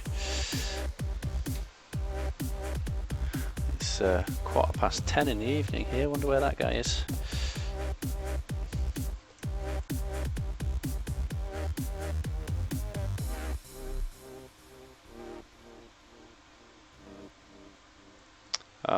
Death by Donut. I mean, I've been painting such a long time, and I think Twitch is turning out to be one of the best resources I've ever stumbled across. I think everyone is so friendly, everyone's so inspiring, will answer questions. I think, you know, keep painting, keep watching Twitch, asking questions. How do you do this? How do you do that? I don't think I've watched anyone who isn't willing to answer questions. It seems to be, I don't know, I've only been on it 2 weeks, so I don't know if it's always been like this, but it seems to be such a supportive and welcoming environment. And I think, like a few people have said, quite motivating as well. It's certainly motivated me to do far much more painting than I would normally do. I think it's just, I mean, it's the reasons that I do lessons as well. I was saying to the guy who came for me to a lesson today, you know, I actually really enjoy doing the lessons, just kind of meeting like-minded people who share the same hobby, and if I can help them out, you know, that's great. Obviously it gives me a bit of pocket money to spend on more miniatures as well, but I won't lie, I don't do it for free, but I do really enjoy it.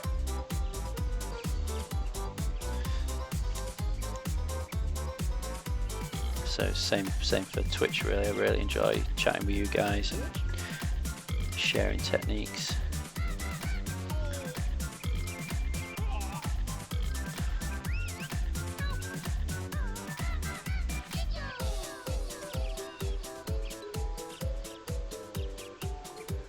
Let me catch up on this chat, it's raced ahead. So Boyzie, what books would you recommend for mini painting? There's one really good one, let me get it.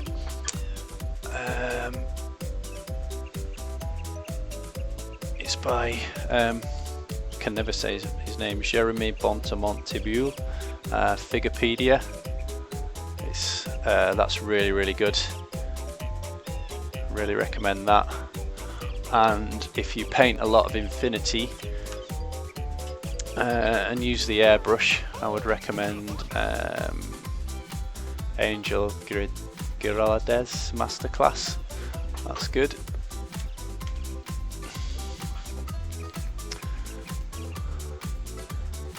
Let me catch up on these chats.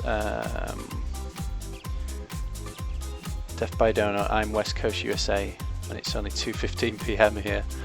Brilliant.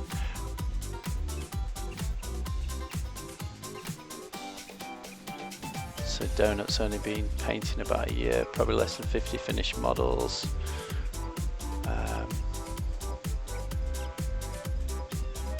Yeah, no worries, Noble. There, I think I've caught up. Yeah, if you're going to buy any, buy that Figurepedia, it's brilliant. And he's a great painter, is Jeremy Tiboul. He's another mad genius, like Hysteria Yard, who's on Twitch. Jeremy Bontamont, I think that's how you say his name. I've watched some of his videos and he's just kind of splashes the paint all over the model, and you think, at first you think, well, that looks crap. What are you doing? That's terrible. And before your eyes, he just wiggles his brush around a bit, and before you know it, it's a masterpiece. And it's like, what the? He's just, yeah. It's like, oh, I just splash a bit here and push it there, and I mean, these videos are good. I'm making them sound like he doesn't show you what to do. He does show you what to do really well as well.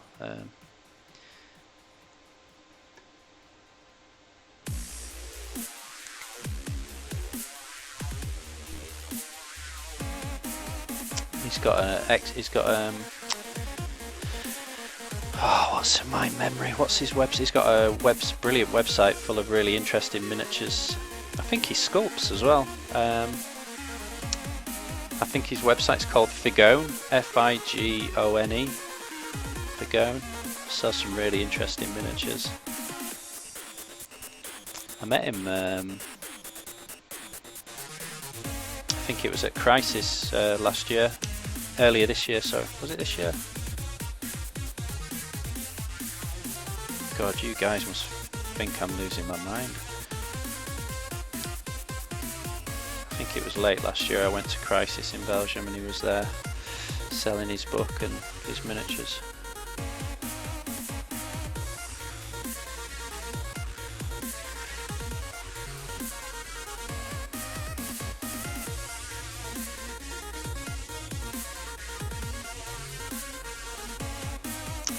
Dirty Burger, I agree. We are all not only willing to help, but I think often we hope someone wants our help. Yeah. So when someone asks you share some knowledge, it feels warm inside. Totally and utterly agree with you 100% there, Dirty Burger. So anyone who's lurking, don't be scared to ask questions. We actually quite like it, or some of us do anyway. And I think, you know, I wouldn't be, again, I don't want to sound big-headed, but I don't think I would be painting to the standard I am. I'm not. If other people hadn't helped me, I've asked plenty of questions over the years on websites and forums, and pestered people at painting conventions. And how did you do that? Can you show me how you did that?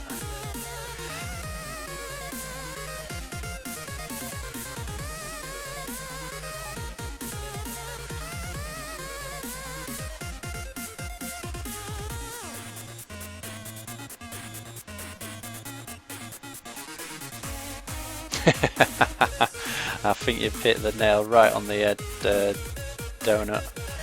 I think this motivation to paint using Twitch has had its drawback, because you've probably seen me painting at 5 in the morning here. That's been some of the only times I've been able to paint. I've been motivated to paint, but I've had to get up at 5 in the morning to do it. And I think lack of sleep, having a new baby, and getting up early to paint is maybe making me lose my memory. That and all the alcohol as well, I suppose. Paintner, how you doing, buddy? How's the how does the BLU group work? You're probably not asking the right person. You might want to speak to Micho. I don't know, I just got an invite. I think it was from Ace Paints actually, so speak to Ace Paints or Micho. I think they just liked what I was doing and asked if I'd join, and I was like, yeah, why not? And yeah, it's good fun. We set each other a nice challenge the other day to paint something in 20 minutes, so you get to do fun stuff like that.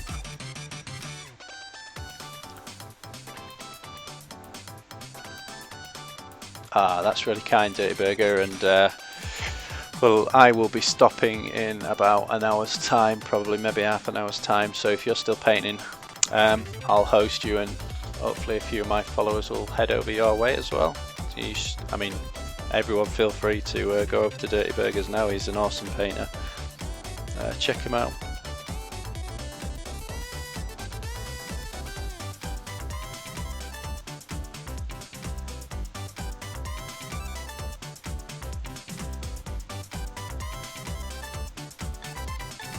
Oh, there you go. Death by Donuts linking you up. Okay, I need to darken this colour down a little bit. I'm trying to think what colour I've used in that leather colour before to darken it down that was interesting. I think it was purple. Get the old colour wheel out.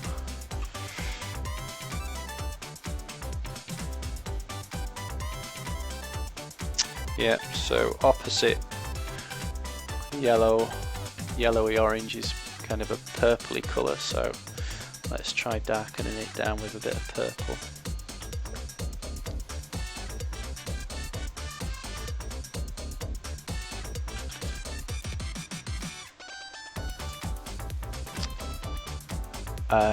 Oh yeah, hosting, I think I don't even know how to do that, way too hard. Well, I'll return the favour in the future. Bye, see you, Dirty Burger. Just Google it, mate, how to host on Twitch, and there'll be a post telling you how to do it. It's quite easy. Hey, Valasteel, how you doing? Oh, thanks, man. We're getting there. I'm quite proud of this guy so far. He's coming along nicely, the captain.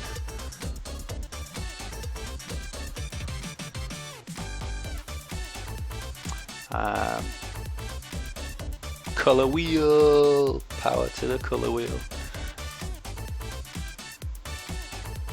Yeah, I think you might have gone Donut, but you're still there, Dirty Burger. That's how you host.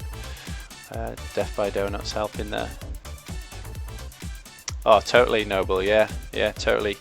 I mean, I'm no expert. I tend to use it to help me decide what colour scheme. So on the chart here in the middle, there's like you can see the triangles and squares. So you line that up with some colours that you're interested in, and it'll recommend others to use in your colour scheme. But probably the thing I use most is looking at what's opposite. Sorry, I can't. So if I was painting something yellow, colour theory says if I use a violet colour in the shades, that would be complementary. So I tend to do that as often as I can and end up with quite interesting results sometimes. I was saying earlier, there's a guy that paints on here called Hysteria Yard. Go check him out. He's a crazy master at colour theory. I've been watching him quite a lot recently. Just need to find my purple paint, and he puts all sorts of weird and wonderful colours into his highlights and his shades. He seems to really have colour theory nailed down. Colour theory is pretty important anytime you're doing art. This is Donut. Miniature is especially important because of the small details. Yeah. So I've found, you know, if you use these kind of complementary colours in the highlights and shades, and I've heard other painters talk about this, it's what we're trying to do when we're painting miniatures, is we're creating an illusion really, because what we're trying to do is fool the viewer who's looking at the miniature that what they're actually looking at is, you know, a real human. It's 6 foot tall rather than being only a few centimeters tall. And any trick that can help make colours work better together or complement each other helps with that illusion. And that's why we have to paint things with such stark contrast as well. You know, if you look at the creases in your clothing, the difference between what's in the light and what's down in the crease is actually not that stark really, but in miniatures, because we're painting something so small, that's why we have to really push the colour difference. Or contrast is what you'll hear people talk about. Many years ago, a friend of mine who was an excellent painter, I was asking him for some advice, and he once said to me, once you've finished painting your model, take a look at it and make your highlights go 2 stages lighter and your shades 2 stages darker than you first thought, and then you're probably about right. And that advice has always stuck with me, and although I think I'm much more comfortable at figuring out how far to push highlights and shades now, it still does give me a little kick now and again, a reminder. I think, well, I think I can just take these shades or these highlights just that little bit further this time, and you'd be surprised how many times it makes the model look much better. Occasionally it doesn't, occasionally it ruins it and you've pushed it too far, but more often than not you'll find that you probably haven't shaded dark enough and you haven't highlighted light enough. Hope that makes sense. Let's catch up on some comments here.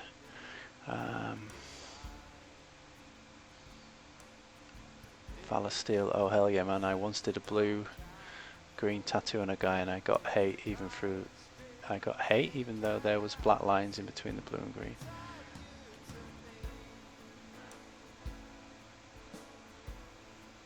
It was just an anarchy symbol.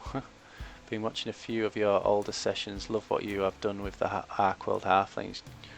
Oh cheers Deng. They're pretty much finished. I'll go grab some. I'm quite proud of them so far. I need to do the bases, but yeah, they're pretty much done. I really enjoyed. I don't think I've actually ever painted any halflings before, so it was quite a cool project to do. I think I'm most proud of this guy, this little halfling. I really enjoyed doing his shield and scratching it up and doing all the weathering on it. But yeah, quite pleased with him. This guy's the captain, so I still need to do the bases, but he's got the same shield as well on the back. I did a really long session explaining how to do metallic, non-metallic metals. I think they're shining quite nice and got a nice bit of contrast. I think it's so strange, I'm always losing this one halfling. There he is.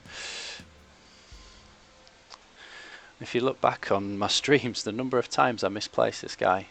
I found him in my dice bag the other day. I had a right sulk when I couldn't find him. He's my favourite one, I think, this one that's whispering behind his hand.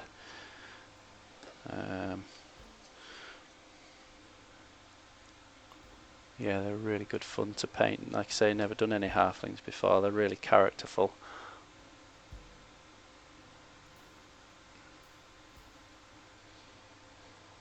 Last one, and I'll get back on.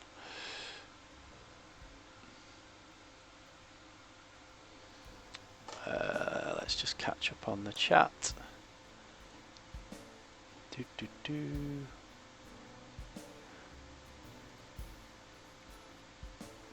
Dengham, what town do you imagine them to come from? The halflings? I'm not entirely sure. I mean, these guys are they're the rangers, so they're a bit more elite than the average halflings in Ark World, so that's why I've painted them in greens and browns, sneaking around. Ah, cheers Noble, see you later. The guy is awesome, the battle damage on the shield is spot on, thank you. Yeah, I really, like I was saying earlier, doing weathering and things like that is one of my favourite parts of the hobby now. It never used to be, but I've grown to quite like it. And like I was saying, I think sometimes I go a bit over the top. I think even maybe, I know I'm quite pleased with those shields, but I think it was I could have gone a little bit too far maybe. But my thinking was, well, with them being rangers, they're going to see a lot of action, and you know, in reality the bottom of a shield can get, from what I understand, it's actually a weapon in itself. It's quite often rammed into the sharp point is often rammed into enemies that are downed on the ground, or I think sometimes they're even rammed into the earth to stand them up. So they're gonna, my thinking was it would get very dirty and even have blood, dried blood on it.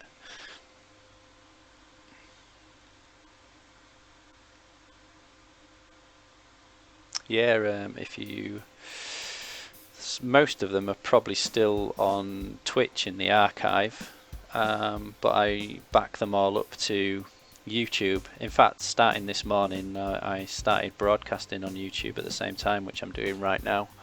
I don't know if anyone's actually watching on YouTube, but so that automatically backs them up to my YouTube channel, which I think Nightbot every so often keeps flashing up a link to. Sorry, I'm painting off camera slightly there.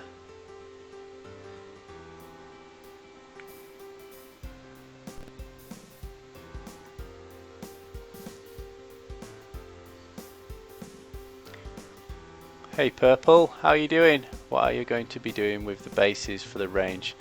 And have you seen the bridge first hand? Looks huge. I haven't seen the bridge. I will explain that to the other viewers, Purple, because they may not know what you're on about. So, all these miniatures that I've been showing you, the halflings and these humans, and there's several other, are from a new Kickstarter called Battle for Troll Bridge. It's actually for a game called Ark World that's been around a couple of years now. A really good fantasy skirmish game, it's good fun.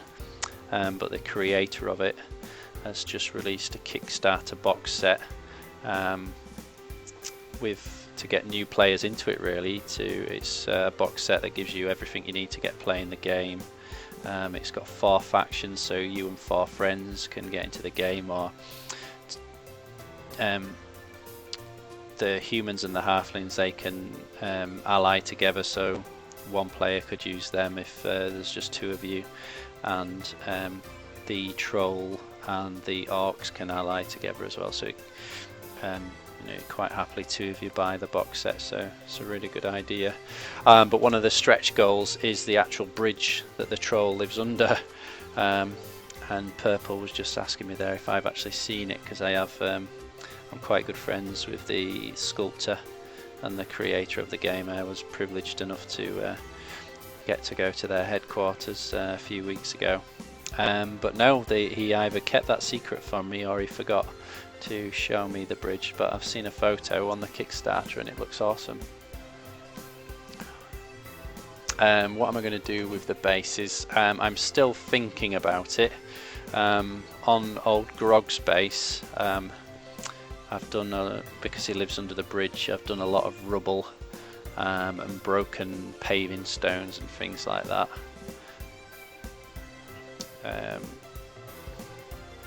But probably on the rest of them I might just do grass and sand and a bit of undergrowth, but maybe the odd stone from the bridge perhaps.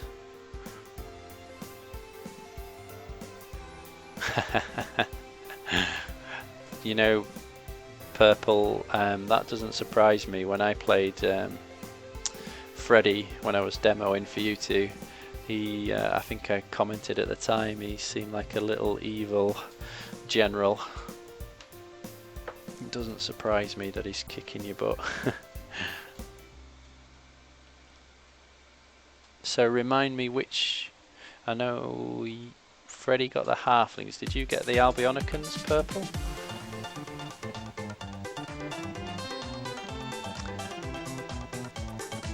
So I've just added a little bit more purple to the shadow of this lever, which I know sounds strange, but I hope you can see I'm quite like the colour it's created for the shadows.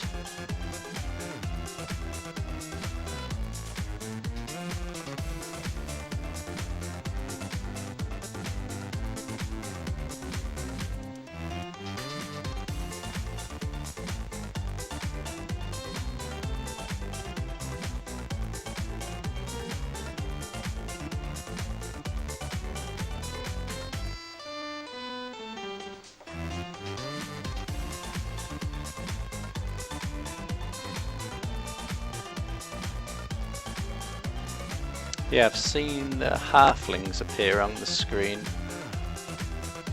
Whoa, Thomas has sent, Whitman sent the Tau robot. He's been working on, that looks awesome. If you're still there, Whitman, that looks ace. It's a massive sword he's got or something. I don't think I've seen any Albionicans. I think maybe I've seen your Albionicans on Facebook.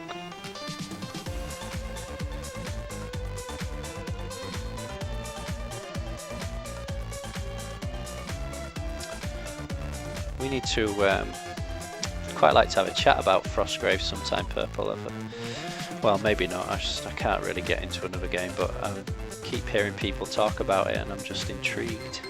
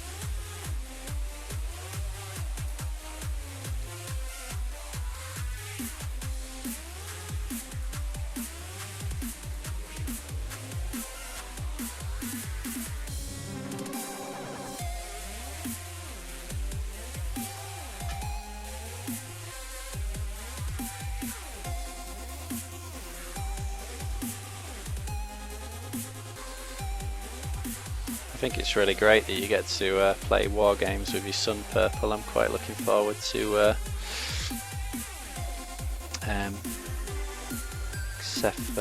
no, I don't want to wish his life away, but you know, I'm looking forward to playing war games with him. We do already, but I have to really dumb down the rules for him. We play X-Wing sometimes because they're quite good dice. Then they've just got hit and miss symbols on them, so that's quite a good game to teach him because he's only 4.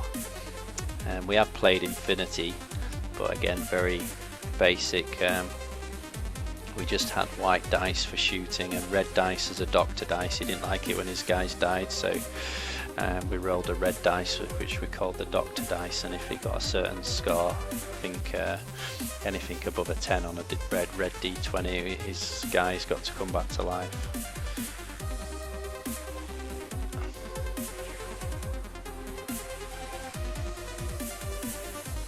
Frostgrave, I think I was talking about. Oh, Paintner, sorry. Paintner's asking Purple what game we're talking about. I think Arcworld.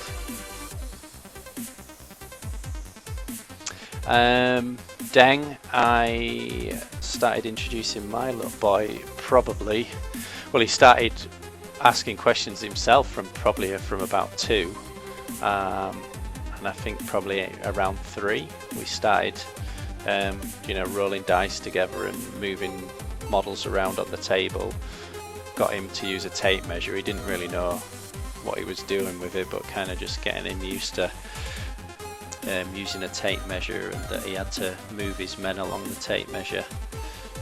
And then I think, yeah, X-Wing, those dice in X-Wing are absolutely brilliant, because there's a, it's quite clear. You've got a blast marker if you've successfully hit, and a blank if you haven't, so that was perfect really. That was quite a simple concept he could get his head round.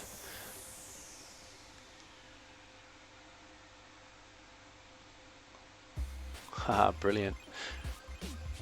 Yeah, I need to spend some more time painting with him actually. He's constantly asking, and we do now and again, but I should do it more, because he does want to get involved, but life's really busy, isn't it? I'm embarrassed to say. I need to find the time to do some more painting with him.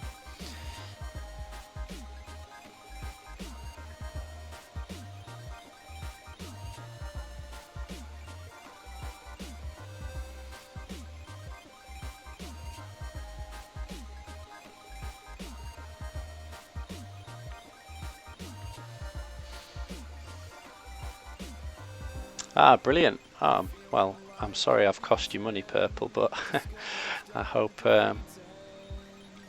they come in handy. Are you going to make sure you gloss your models before you use the oils though, and get some white spirit as well, old brushes. Somehow I think that gaming is a better thing to do with the kids than painting, as it's more interactive. Yeah, it does. We painted a Warhammer 40k Dreadnought together. Well, he did it all actually. I didn't touch the model, but he just splattered the paint all over it really. But he really enjoyed it.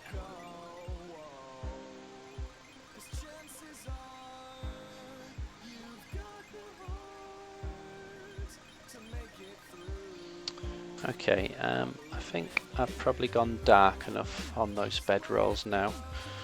Quite like the purple, it's worked quite nice. So I wouldn't have even thought of doing purple in the shadows for the for that colour if it wasn't for the colour wheel, but it's worked really nice. So let's mix up a highlight now.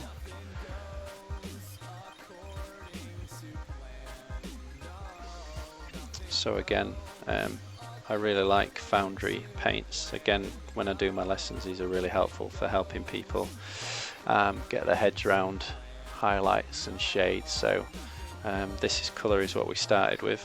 That's the shade we were heading to, but obviously we added a bit of purple to darken it down even more.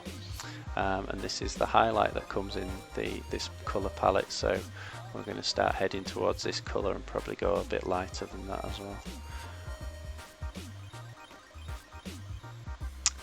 Purple, you picked up a matte and a gloss. Good.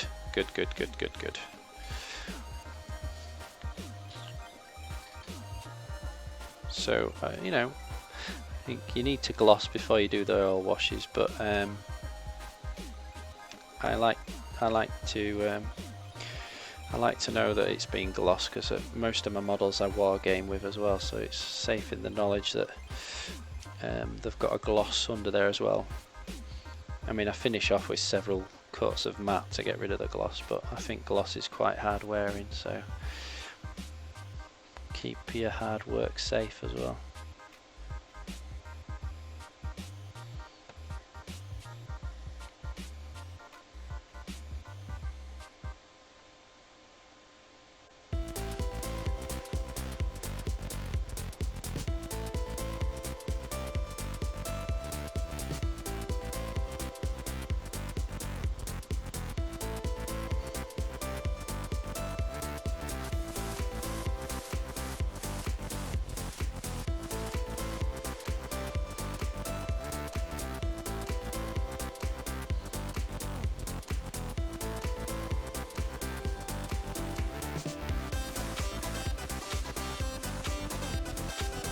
So you can probably see how time consuming my technique is though, because I've been working on these bed rolls for God knows how long now.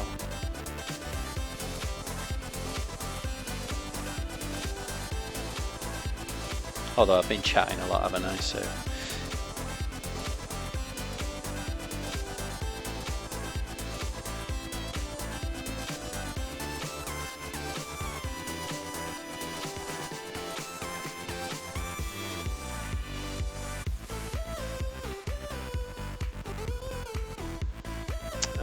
Valor, I spray my models with Tester's dull coat.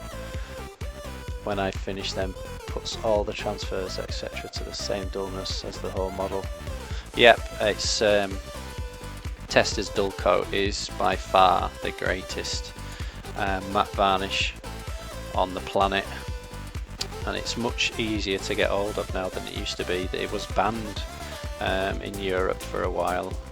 There was a chemical in it that I think was banned by the EU, and it was very expensive to get hold of.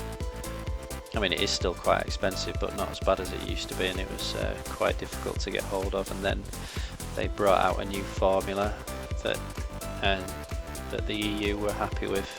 Some people say it's not as good as it used to be, but I haven't really seen any difference.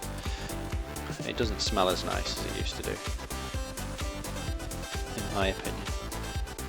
But sniffing aerosol's bad anyway, isn't it? So.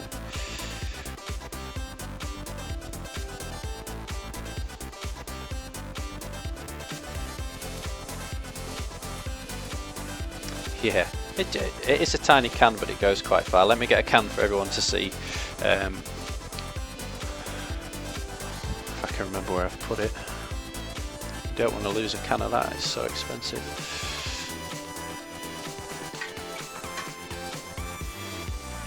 Oh, there it is. Tester's dull coat, best matte varnish on the planet. Valor Steel, have you used the liquid one through an airbrush? I've decided once, because I did buy a load of these in bulk because I use that much of it, but once it's run out, I'm thinking of getting the bottles in liquid to just put through the airbrush. But I've never. Yes, I haven't seen anyone comment on whether it's as good or not. I don't know if you've seen any comments, but yeah, Tester's dull coat, absolutely brilliant.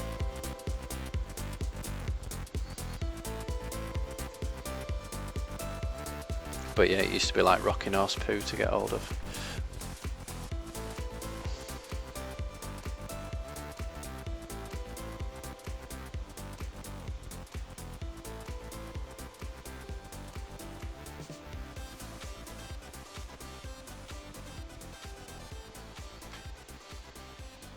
Sorry, just had a message on my phone from my wife upstairs. The dog has woken up our baby, but back to sleep now.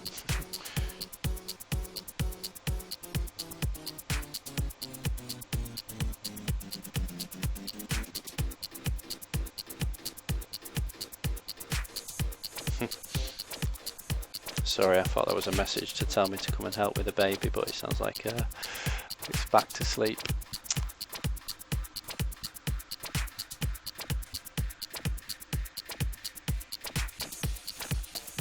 Yeah, I've done that myself with Tester's dull coat. Well, I bought some cheap varnish to try and save some money on using Tester's, and it ruined one of my models. It frosted the model, and I did some research on the internet, and someone said spray it with Tester's dull coat, which I did, and it rescued the model. So another reason to use Tester's dull coat, or to own a can of it, because it can rescue frosted models as well, just like Valor's mentioned there. Yeah, well, that's my hope, that buying a bottle of the liquid version it'll be more economical because I can use it through the airbrush. But yeah, sorry for anyone who's watching. I know the things I recommend the list of stuff I recommend keeps going up. I know Purple's just gone and bought some oil paints and some gloss, but if you get the chance, even if it's just for the final matte, you know, maybe use a cheaper matte, but your final one I would definitely recommend doing a spray of Testers. It's brilliant.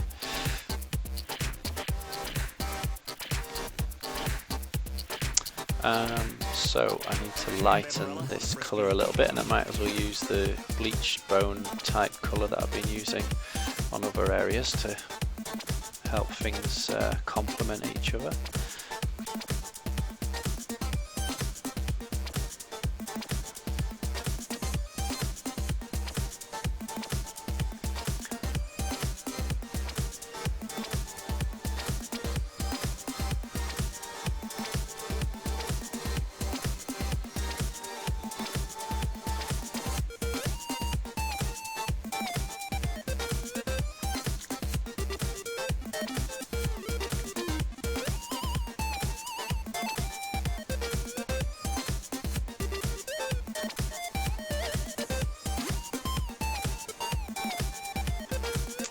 So I don't know if people notice, but I keep grabbing a paintbrush that's behind my ear, and that's to help me blend.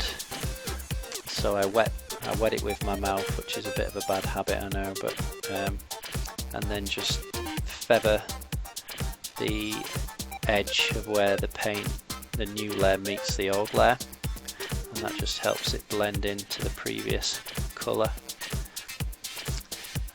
It's quite often called two-brush technique, and I've recommended a few times on Twitch. If you go to Google and type in Mike McVeigh blending, it'll bring up 2 videos by Mike McVeigh explaining how to do two-brush blending, and it's absolutely brilliant videos. I mean, I don't just do two-brush blending, I use mainly layering, what's called layering, but I kind of combine it with two-brush technique, which I think gets a smoother blend, or it does for me anyway. From just, if I was just to use layering, I find I get a smoother blend if I combine it with two-brush technique as well.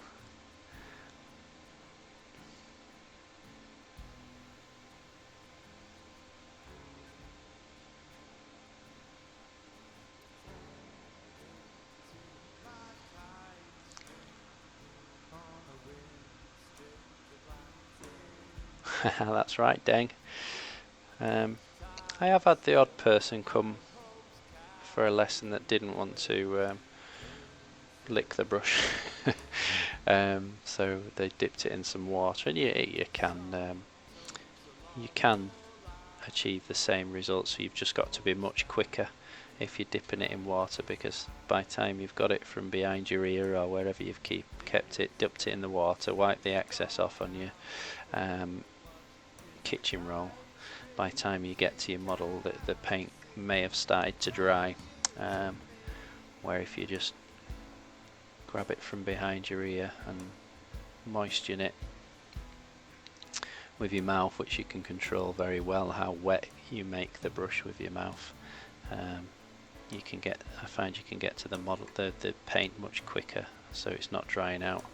Because the problem is, if you try to feather paint that's started to dry out, you start getting brush marks, or you can even take the paint off the model, and then you get little pits and chipped paint. And I've been led to believe it, you know, it's all water-based paint, so it doesn't do you any harm.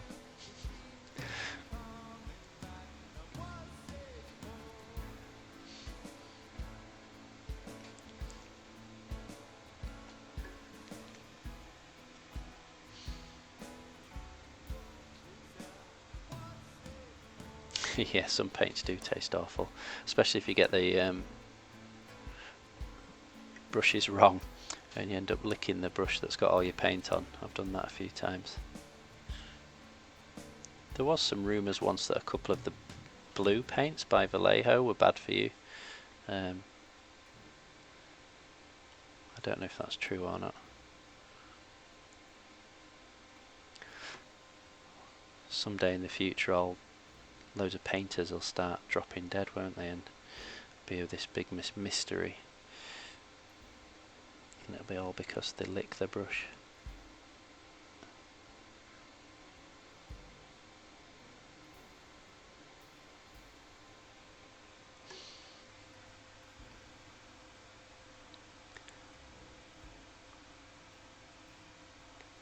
It's not good when AB, however, as it turns into particles and you breathe them in. Oh, when you airbrush, no, that's not good. I wear a mask. Well, I should wear it more than I do, but yeah, I've got a mask for that. Some of the orange ones, oh, got a warning on them. Have they?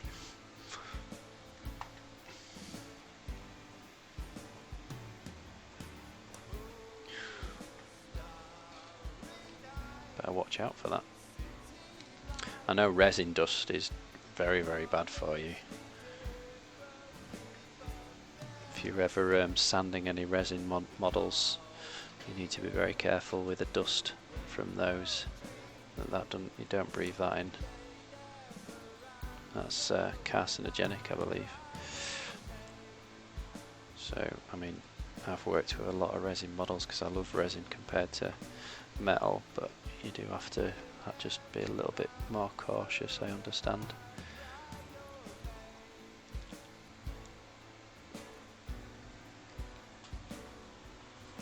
What type of mask? It's got two cylinders on the side here. It's I can't remember where it is. I actually, the filters that are on it are for ammonia. When I first bought it, I went to my hardware shop and I explained, because at the time I was experimenting with window cleaner as a thinner, and I'd read some concerns about atomizing ammonia and breathing that in. So I mentioned it to the guy at the shop and he bought me one.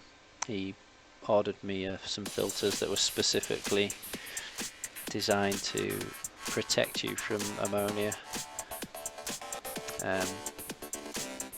So they're what I use currently.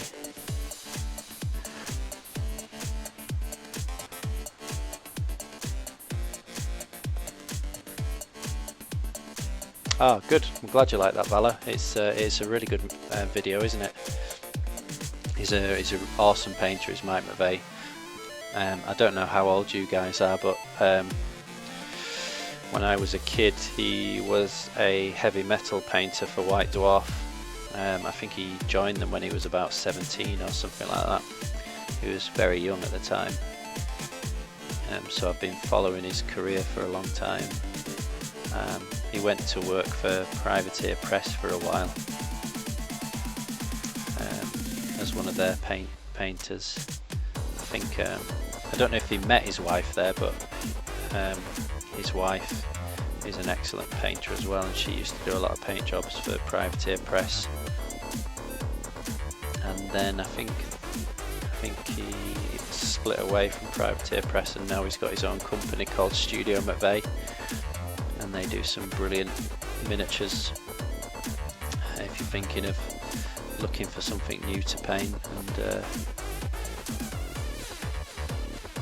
just as a one-off model, go check out Studio McVeigh. They do some brilliant models.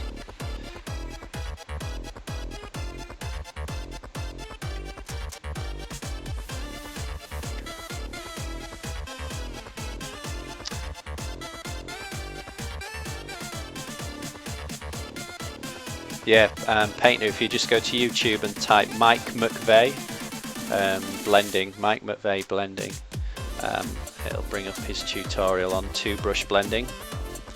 So I highly recommend combining two-brush blending with layering. I mean, Mike McVeigh just in those videos just uses two-brush blending, and he gets amazing results. So you can just do two-brush blending, but I think you can well, I find if I do two brush blending with layering, it achieves a nice blend.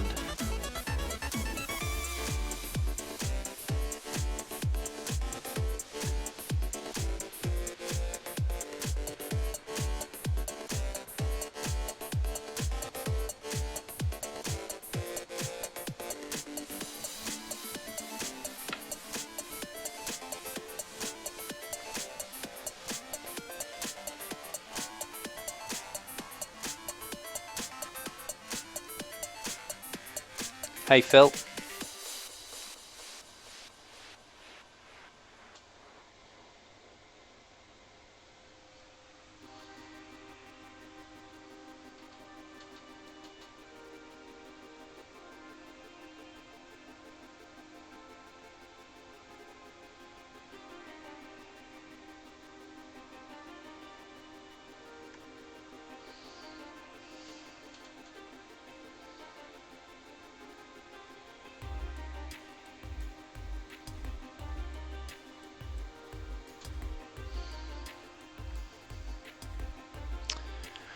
What are you up to, Phil? Are you painting anything at the moment?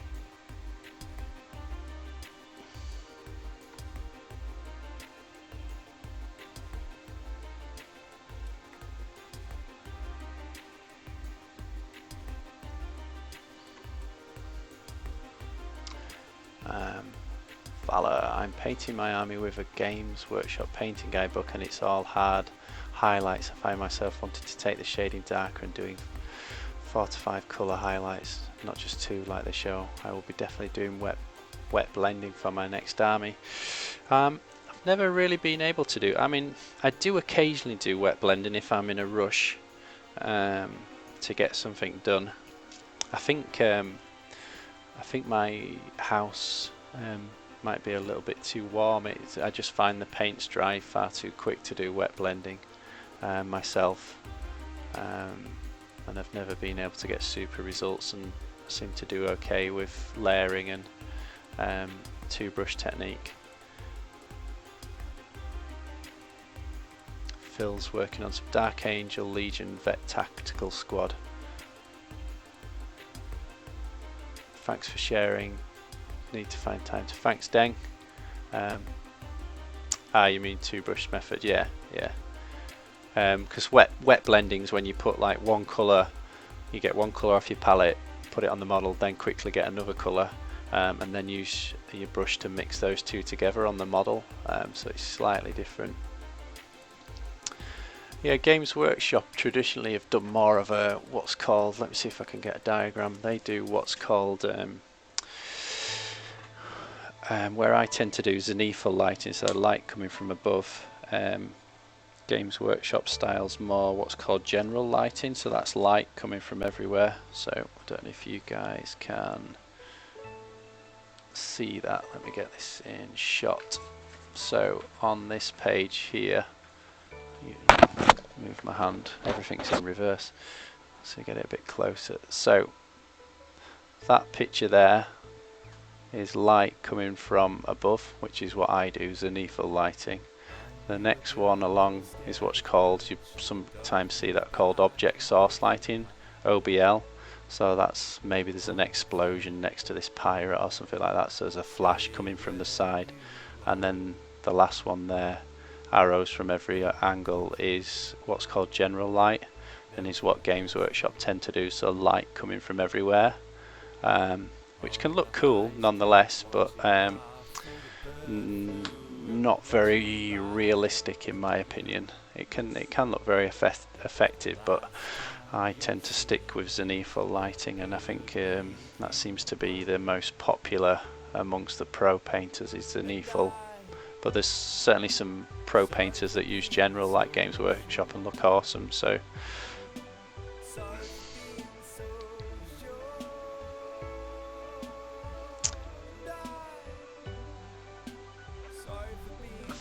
Valor Steel sent me a link. Let's have a look at this. Whoa! I like that, Valor Steel. That's blue flesh on an arc, but it really works. That's really cool. Yeah, I like that. Just have a quick flick through your other miniatures as well, if you don't mind. Yep, you got some skill, my friend. You should tweet me some of those and they'll appear on the screen. Very nice, thank you for sharing.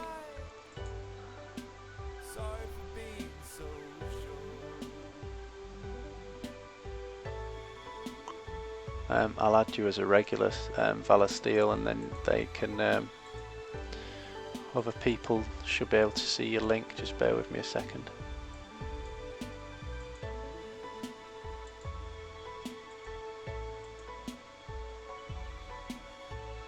There you go. Your link should work now.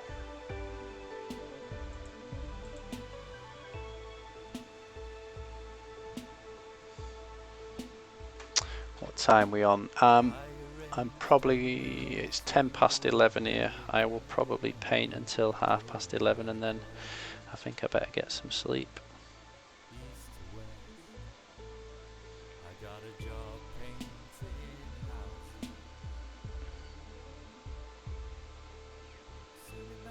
I've kind of got an interview for a job tomorrow. The people that I work for, a couple of people have left. I only worked for them one day, but a couple of people have left, and they my manager rang me last week and said would I be interested in doing more days, and he wants me to come and have a chat. It made me laugh. He said, come and talk to me about why you wouldn't want to do it. So I'm meeting with him tomorrow to discuss perhaps taking on some more days.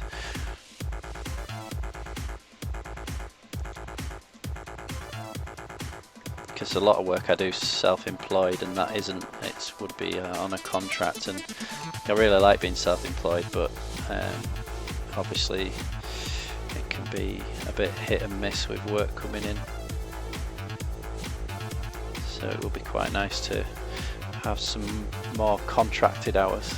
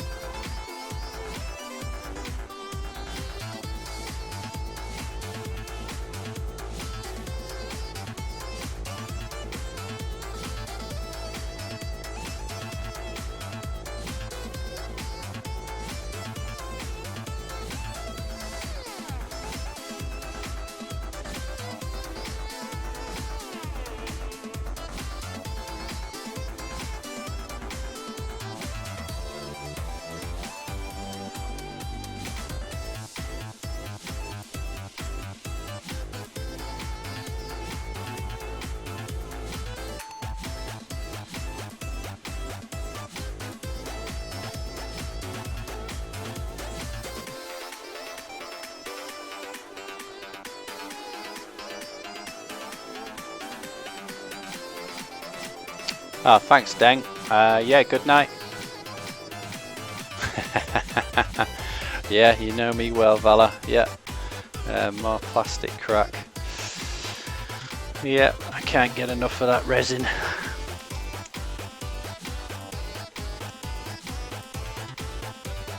Okay, I think those bed rolls are done now. I'm getting a bit bored of painting them. I think we've got a nice transition from light to dark now. That purple in the shadows worked quite well, I think.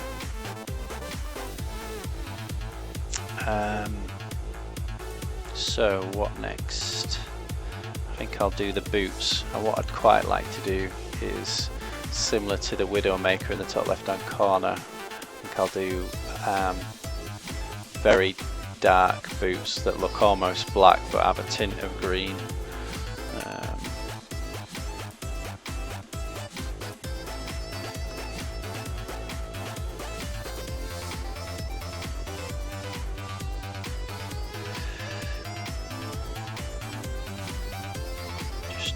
Just change my palette paper. I use a wet palette if people don't. I highly recommend making yourself a wet palette. They're really good, help keep the paint from drying out, because paint drying out's our #1 enemy really when we're painting. It leads to brush marks on your model, and it's nothing worse than trying to paint a thin line or dot an eye or something like that, and the paint's dried out by the time you've got it to the model, and it can make a mess of things. Right.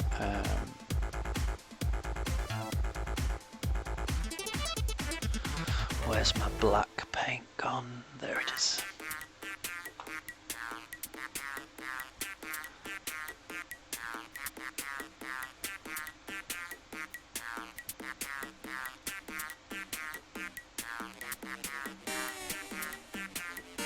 Yes, painter. I quite often do that, and understand. I'm not an expert on colour theory, but yeah, if you look at your colour wheel, I quite often use the opposite colour in the shades, and sometimes the opposite colour in the highlight as well.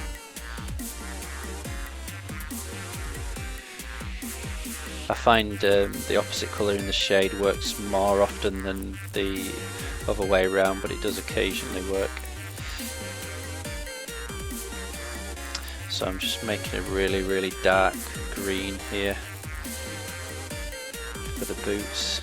Just try not to use black very often to darken down colours, but I think in this case it's the colour I'm looking for.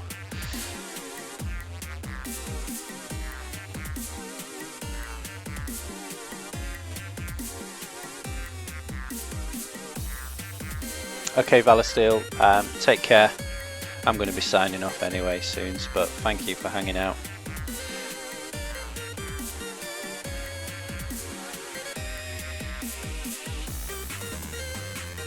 I think we need to go darker than that actually.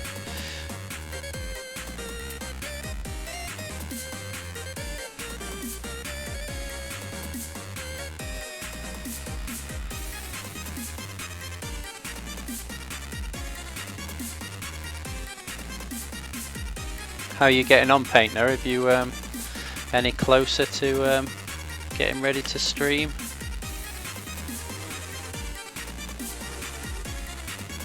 think you've been working on some graphics, haven't you, tonight?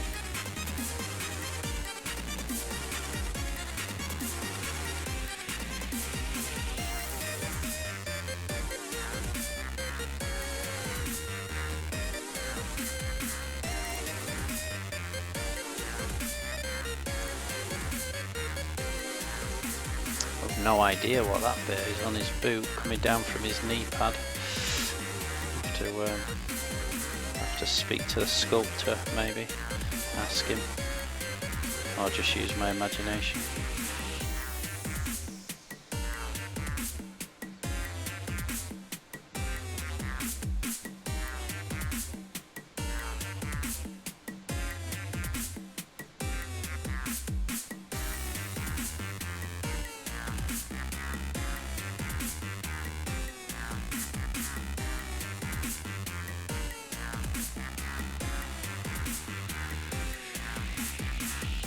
Whitman's back. Nice to see you back, Whitman.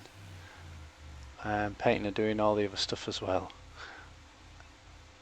like cleaning, dishing, etc. I'm watching multiple streams, setting up bots. Good. Get in there, get in there.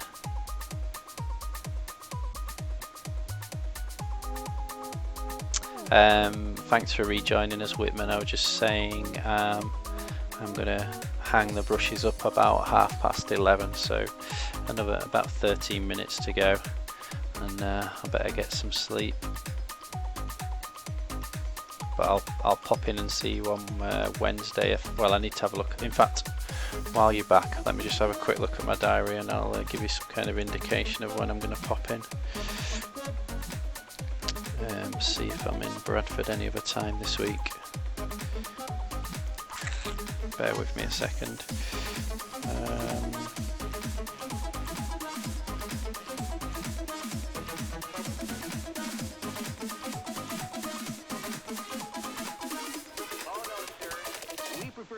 things our own way. Yeah, Wednesday afternoon I'll probably come and see you. What time do you close on a Wednesday?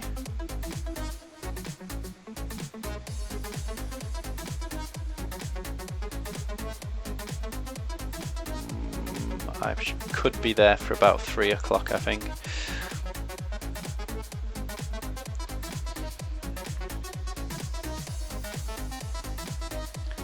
Ah, cool.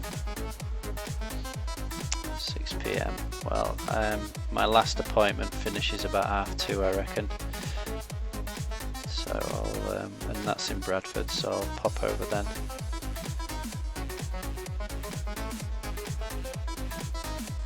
But if plans change, I'll let you know.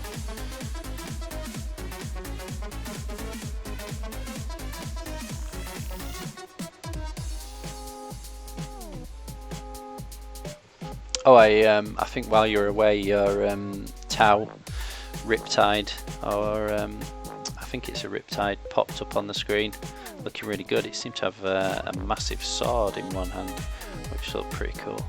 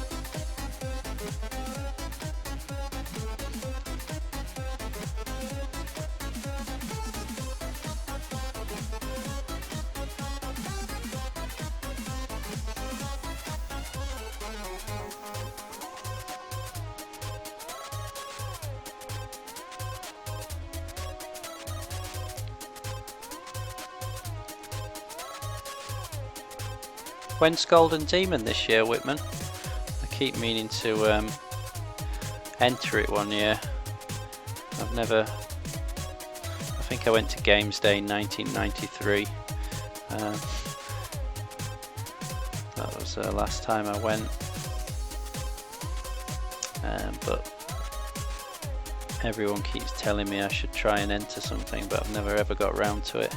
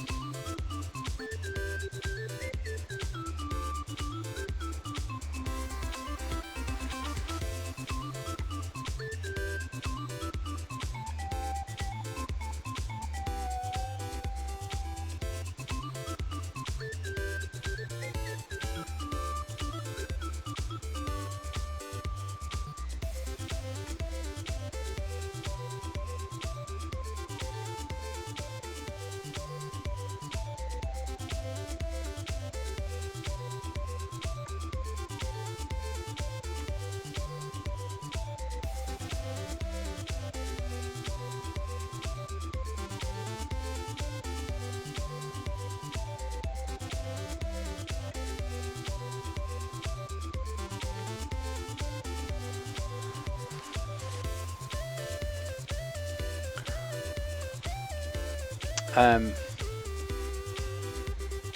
should give it a go. I'd certainly like to enter 1 year. I don't, is it pretty soon though? I think I've probably missed the boat this year again. I always find I decide to think about entering and then always leave it too late.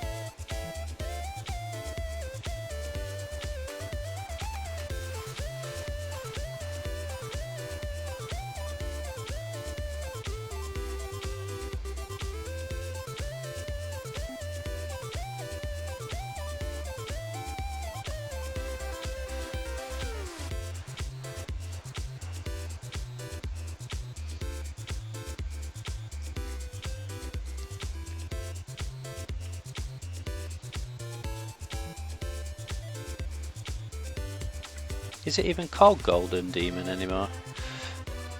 Got a feeling they changed the format, haven't they, recently?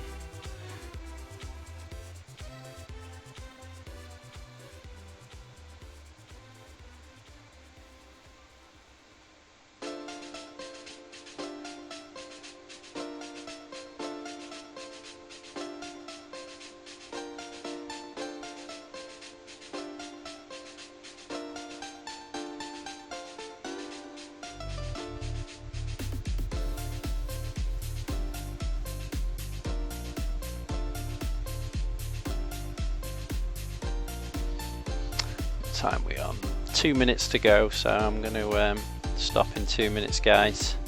Time I got some sleep, I think.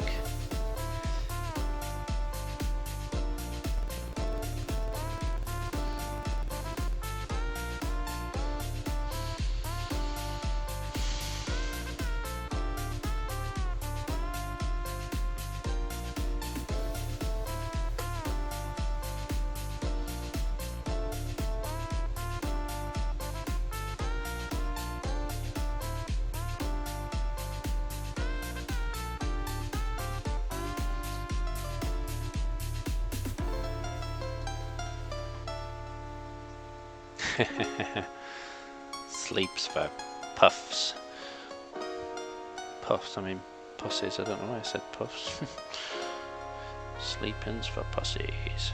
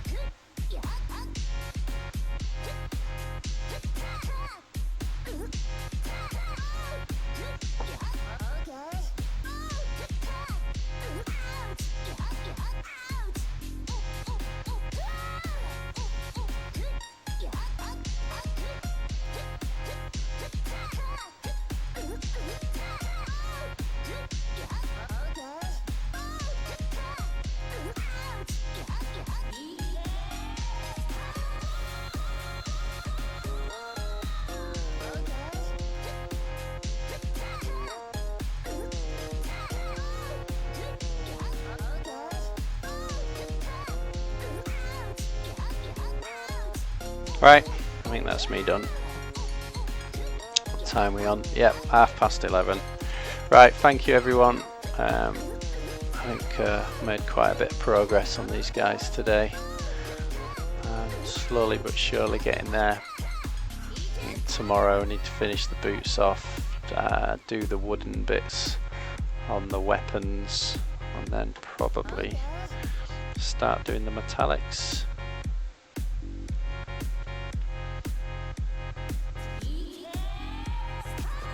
Alright. Yeah, see you tomorrow. Good night. Yeah, I'm back on at 8 PM again tomorrow. So hopefully see some of you then. Night man. Yeah, see you Wednesday. I'm going to pop that in my diary. I'm looking forward to catching up. Whisper me or send me a message what your real name is, because I'll feel a bit strange walking into the shop and asking if Whitman's alive.